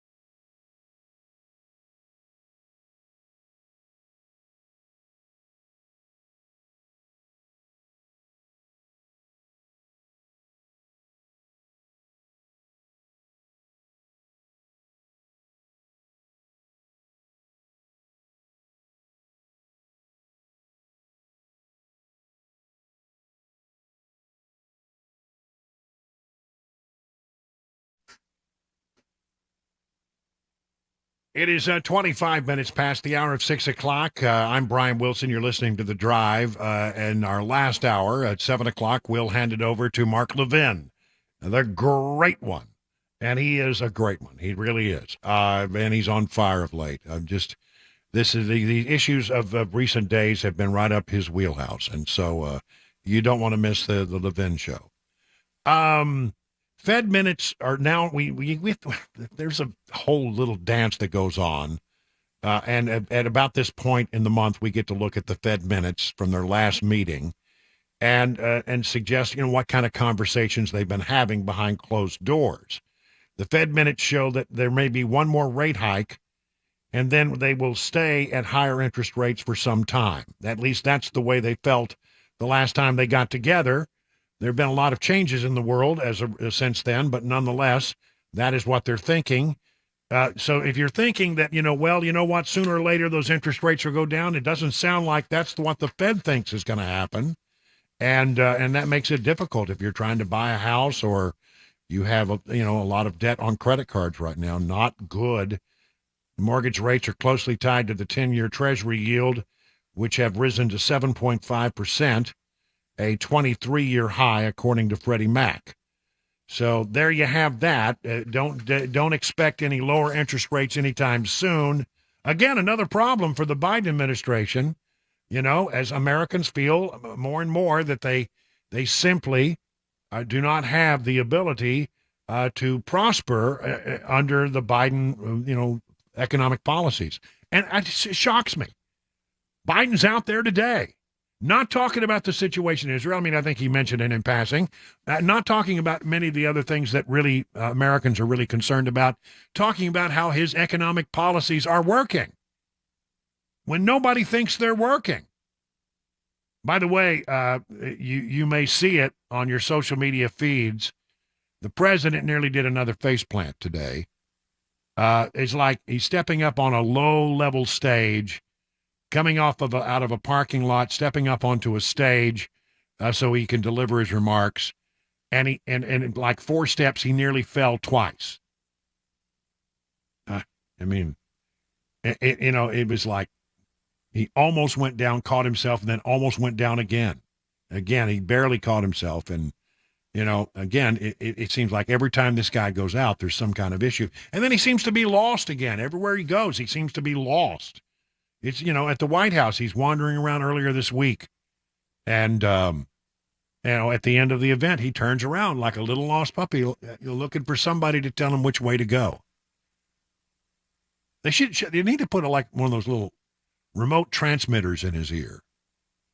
Mr. President, turn to your left. I think that would confuse him even more. Yeah, I know. So there's that. By the way, I saw a statistic today that just scared me to death. And I had not realized that this situation was as bad as it had become. I keep talking to you about the need to fill back up the Strategic Petroleum Reserve. That, I don't think you should use the Strategic Petroleum Reserve for political purposes, and that's what Joe Biden did. He released a ton of oil out of the Strategic Petroleum Reserve to flood the market with oil and keep oil prices and gasoline prices and diesel prices artificially low during the 2022 election. And then the price, as soon as he quit doing that, the price of oil went sky high. Right now, I can look it up, but it's around $90 a barrel. You know how much oil we have left in the Strategic Petroleum Reserve? How many days, Chris? It's a massive reserve when it's full. Chris, if I had to ask you to make a wild guess, oh boy, a wag, what would your wag be? 30 days. 17. Oh, good grief. We don't even have a month's worth of oil in the Strategic Petroleum Reserve. And he's not doing anything to fill it up because right now it would cost a lot of money to fill it up because oil is so expensive. I will say this, Trump put a lot of oil in there and he bought it cheap. He bought it back when it was like $30 a barrel or less. I think it was down around 28 at one point, and he filled up the Strategic Petroleum Reserve while it was low. And then Biden just raped it. in order to keep gas prices artificially low during the time that people were voting in the 2022 midterm elections. And he's got no place to turn now. And oil jumped back up today out of concerns about what might happen in the region, in the Middle East. And so, again, I look at everything this administration does. They think about today, and they don't think about tomorrow. They do whatever they have to do to protect their position and power. But at the end of the day, some of these things are dangerous. It's dangerous to I don't know, do whatever happened to the intelligence community so they didn't get a good read on what was going on with Israel and Hamas. It is 31 minutes past the hour of 6 o'clock on Super Talk 99.7.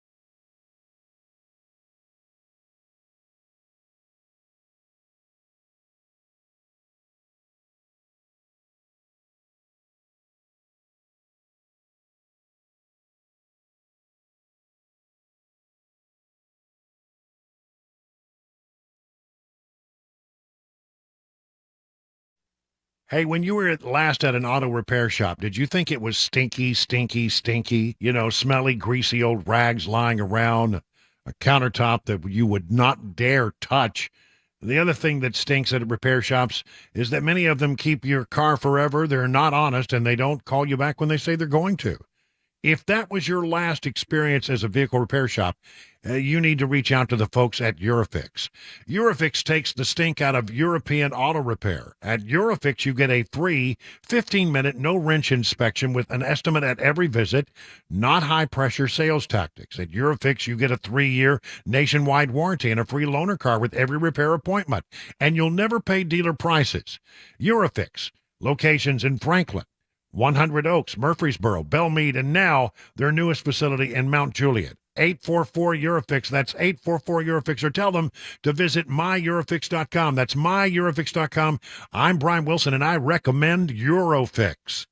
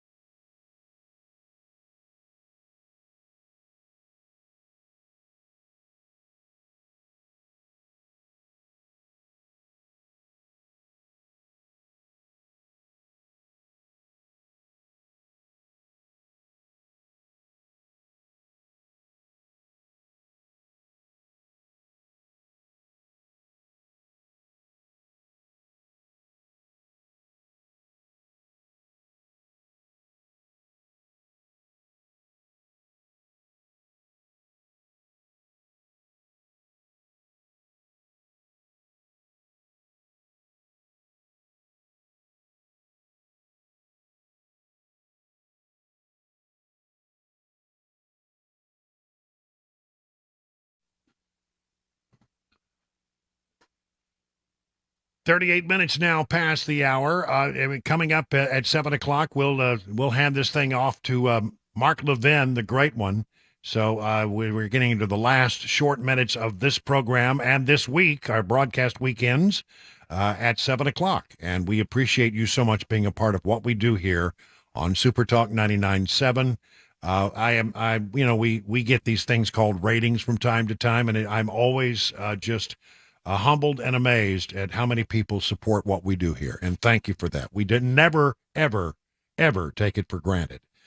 Let me just set you up on this next thing. There was a vote behind closed doors today about picking a new speaker. And it was breaking in the 3 o'clock hour. And so we called up our friend, Congressman John Rose from the 6th Congressional District of Tennessee, and ask him to give us an assessment of what had happened behind closed doors. In case you missed it, here is his assessment of what's going on with regard to picking a new speaker. The conference met beginning at 10 this morning, and we considered a number of provisions to possibly amend our rules. All of those ended up being rejected, and then And then we had a candidate forum this afternoon with two candidates presenting themselves, Jim Jordan from Ohio and Austin Scott from Georgia. I serve with Representative Scott on the Agriculture Committee, great guy. He stepped forward, I think, just to make an alternative available, did a great job in that forum, and the vote was 124 for Jordan, 81 for Scott, 7 voting for others, and 1 person voting present. So obviously Jordan, the selection of the majority, and a slightly greater majority than Leader Scalise got earlier this week, and so, but still well short of the number needed. And so then we did a second ballot, again a secret ballot, and it was simply a yes or no ballot on whether members would support Jordan. And on that ballot, he got 152 yes votes and 55 no votes and 1 present. If you do the math there, you can see that there are a few members that were not present today. Right. And so our numbers were, dwindling a little bit. There was quite a bit of discussion about what to do next, and ultimately it was the desire of Chairman Jordan to have a couple of days to work through those 55 no votes and see if he can persuade them to come on board. And so we are not going to meet again this weekend, come back on Monday and pick up where we left off. Well, okay, fair enough. Let me ask you this, though. I mean, it seemed like with Scalise that the longer he let that thing run, the worse the numbers got for him over time. And do you have some sense that Jordan can do what Scalise could not? I have no idea, but I share the concern you're voicing, which is that, number one, we need to get the House back in business, and the quicker we do that, I think the better for the country and for the Congress, for the Republican conference. And so I would have probably favored staying at it and calling back anybody who had already left town and saying, you got to be here. And, ultimately, I would rather see the conference figure this out in the conference, and when we come to the floor, have the votes committed to elect a speaker. As we've seen in other reporting today, offers are starting to come in from to build a coalition somehow, and I think the choice for the Republican conference and Republican members is pretty clear. We either need to unite behind someone and govern as a majority, or we're going to lose the majority and be in some sort of coalition type government and or Congress, in this case, House. And so, I think the quicker we get to a consensus, the better. Hopefully, I supported Jordan. I think I've already made that clear, and so I would support Jordan on the floor if and when it comes to that. And I hope that other members can get behind him.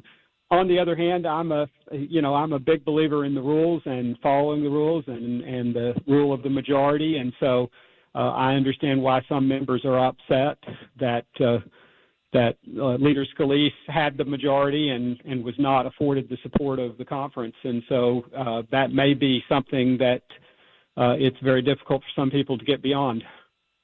Well, there were, as you said, a number of people who weren't in the room, so these may not be the final totals where people really are at the moment, I guess. I think that's right, but obviously 55 is, you need all but 4 or 5 of those folks on board and everyone who's not here. So, there's a big hill to climb. It's not quite as steep a hill as Leader Scalise faced, but it's still a steep hill nonetheless. The Austin Scott pledged his support both before the election and after for Jim Jordan, and Jim Jordan, to his credit, has pledged his support for the winner in each round, and so I think they are trying to get to the right answer, and we've got some members that we've got some hard feelings at this point, and I understand those. But I also understand that the American people gave us a majority and they expect us to use it, and they don't want us to squander it. And I think we had put it to good use. We have accomplished a lot. As we've said before on the show, we're we're 72% ahead of the Senate, despite the fact that we've faced this hurdle. And so we just need to get back to work and keep putting bills across the finish line and sending them over to the Senate, and hopefully eventually they'll wake up and start passing them. Well, okay, now let's just plan this out a little bit. Let's say for a moment, let's just assume for a moment, although it's not clear that this will happen, let's say for a moment that Jordan is able to get 270 votes cobbled together, and you go in, I guess it wouldn't happen any sooner than, Tuesday? I think that's probably the most likely that it would be Tuesday, possibly Monday night. All right, so you have a Monday night or a Tuesday vote, and he gets across the goal line. He is just as susceptible as McCarthy was, unless you change the rule with regard to vacating the chair, because any one member who gets irritated with Jordan can do the same thing to Jordan that was done to McCarthy. That's absolutely true, Brian, and that point has been made repeatedly in the conference, and I think virtually the vast majority of the conference would like to change that. The truth is that's a House rule, so we have to get to the House. We have to get the House back functioning before we can even address that. Incidentally, it is the rule of the conference that it takes the majority of the conference to vacate the chair, and so that rule's already been violated. And we face the specter of a slim majority. So what do you do? How do you punish someone when you need them to win? And that's the specter we face. But wow. But there's some of us that are disciplinarians that ultimately believe you may just have to bite that bullet. All right. Well, it's an interesting new development. Very quickly, do you have any thoughts on what you have seen with regard to what's happening in the Middle East right now, specifically Israel and the attacks by Hamas, and now we have the Israeli military going into Gaza in at least now a limited way? Well, I certainly support Israel's right to defend itself, and I think they need to take the actions. They're in the best position to understand what they need to do.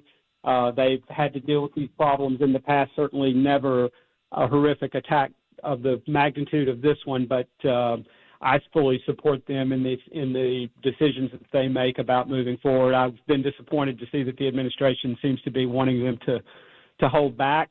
I think we should support them in the decision they make in the best interest of their national security. That's what we would do, and that's what they deserve to do. That's Congressman John Rose earlier today on The Drive. Can Jim Jordan get to 217? It's a heavy lift. I mean, but quite frankly, it's heavy lift for anyone.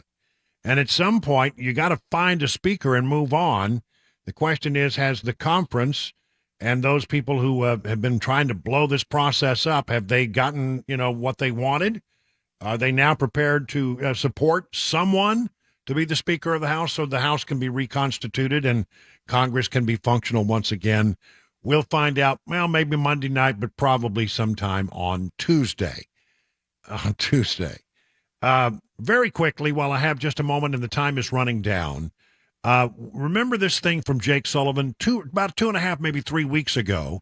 Jake Sullivan, the National Security Advisor to the President, said the following at a conference that he was speaking at. And what we said is we want to depressurize, de-escalate, and ultimately integrate the Middle East region.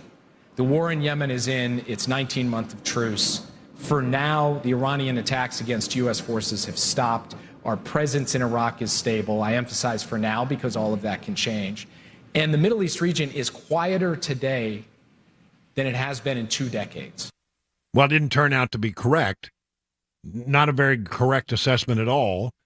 Marsha Blackburn on today urged President Joe Biden to remove National Security Advisor Jake Sullivan from his post in the wake of last weekend's unprecedented terrorist attack in Israel. She said we should have an immediate removal because he has routinely misled the entire government about the status of security threats around the world. So there are some long knives out for Jake Sullivan, the man who is responsible ultimately and at the very top of the president's intelligence apparatus. The intelligence flowing to him is one thing, but what he draws from it is another. And it seems that time and time again, he's gotten it wrong, and he certainly got it wrong with regard to Israel and what might happen in the Gaza. It is now 50 minutes past the hour of 6 o'clock on Super Talk 99.7 WTN.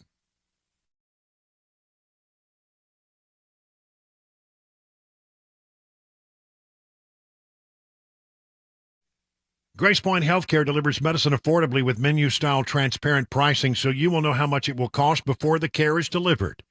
Best known for their Smart Care plans, for just $69 a month, you get unlimited office visits and free basic labs for the entire year. And because they treat the entire family, even newborns, they offer family plans as well. Now, you marry this with a high-deductible insurance plan you may already have, it could save you and your family hundreds of dollars. At Grace Point, they take their time with each patient. They see you the same or next day. There are no long wait times or crowded wait rooms. They treat naturally whenever possible. It is a military vet-owned practice. Just some of the reasons why it has been voted the best primary care provider by Toast of Music City year after year after year. Grace Point Healthcare, Main Street in Franklin. Here's the number, 599-6868, to schedule a visit. Hi, I'm Paul Winkler. You often hear me talk about diversification in the investing process, but how do we diversify? Well, we look for things that move in dissimilar fashion historically. Some of those market areas might be really small companies or really large companies, or very growth-oriented companies or value-oriented companies. And one of the things that we find is that when we diversify between these various segments, we can reduce the volatility of the portfolio because they don't move in tandem with each other historically. Now, we can do that in U.S. markets, we can do that in international markets, and in emerging markets. And when we can dampen that volatility, we can help get ourselves a little bit of a better outcome as far as knowing what we might likely have in the future, or how we can take income from our investment portfolio. Now, we also want to add fixed income or bonds to the mix as well. Now, if we know that we need to do this, what's the best way to do it? Well, one of the things that we often teach is this concept of market efficiency. This won the Nobel Prize in economics as well. And it's the idea that if I'm investing in, let's say, small value stocks, if we look at professional managers and their ability to say, hey, should I have this stock or that one, and picking companies or areas of the market, we find that they typically get lower returns than the market does on its own. They just add expense and they can add a lot of volatility. One of the things we want to avoid is anything that can hurt your returns and increase your risk in the investing process. To learn more about our approach to investing and financial planning, go to paulwinkler.com and set up a free 15-minute phone call or call 615-851-1950.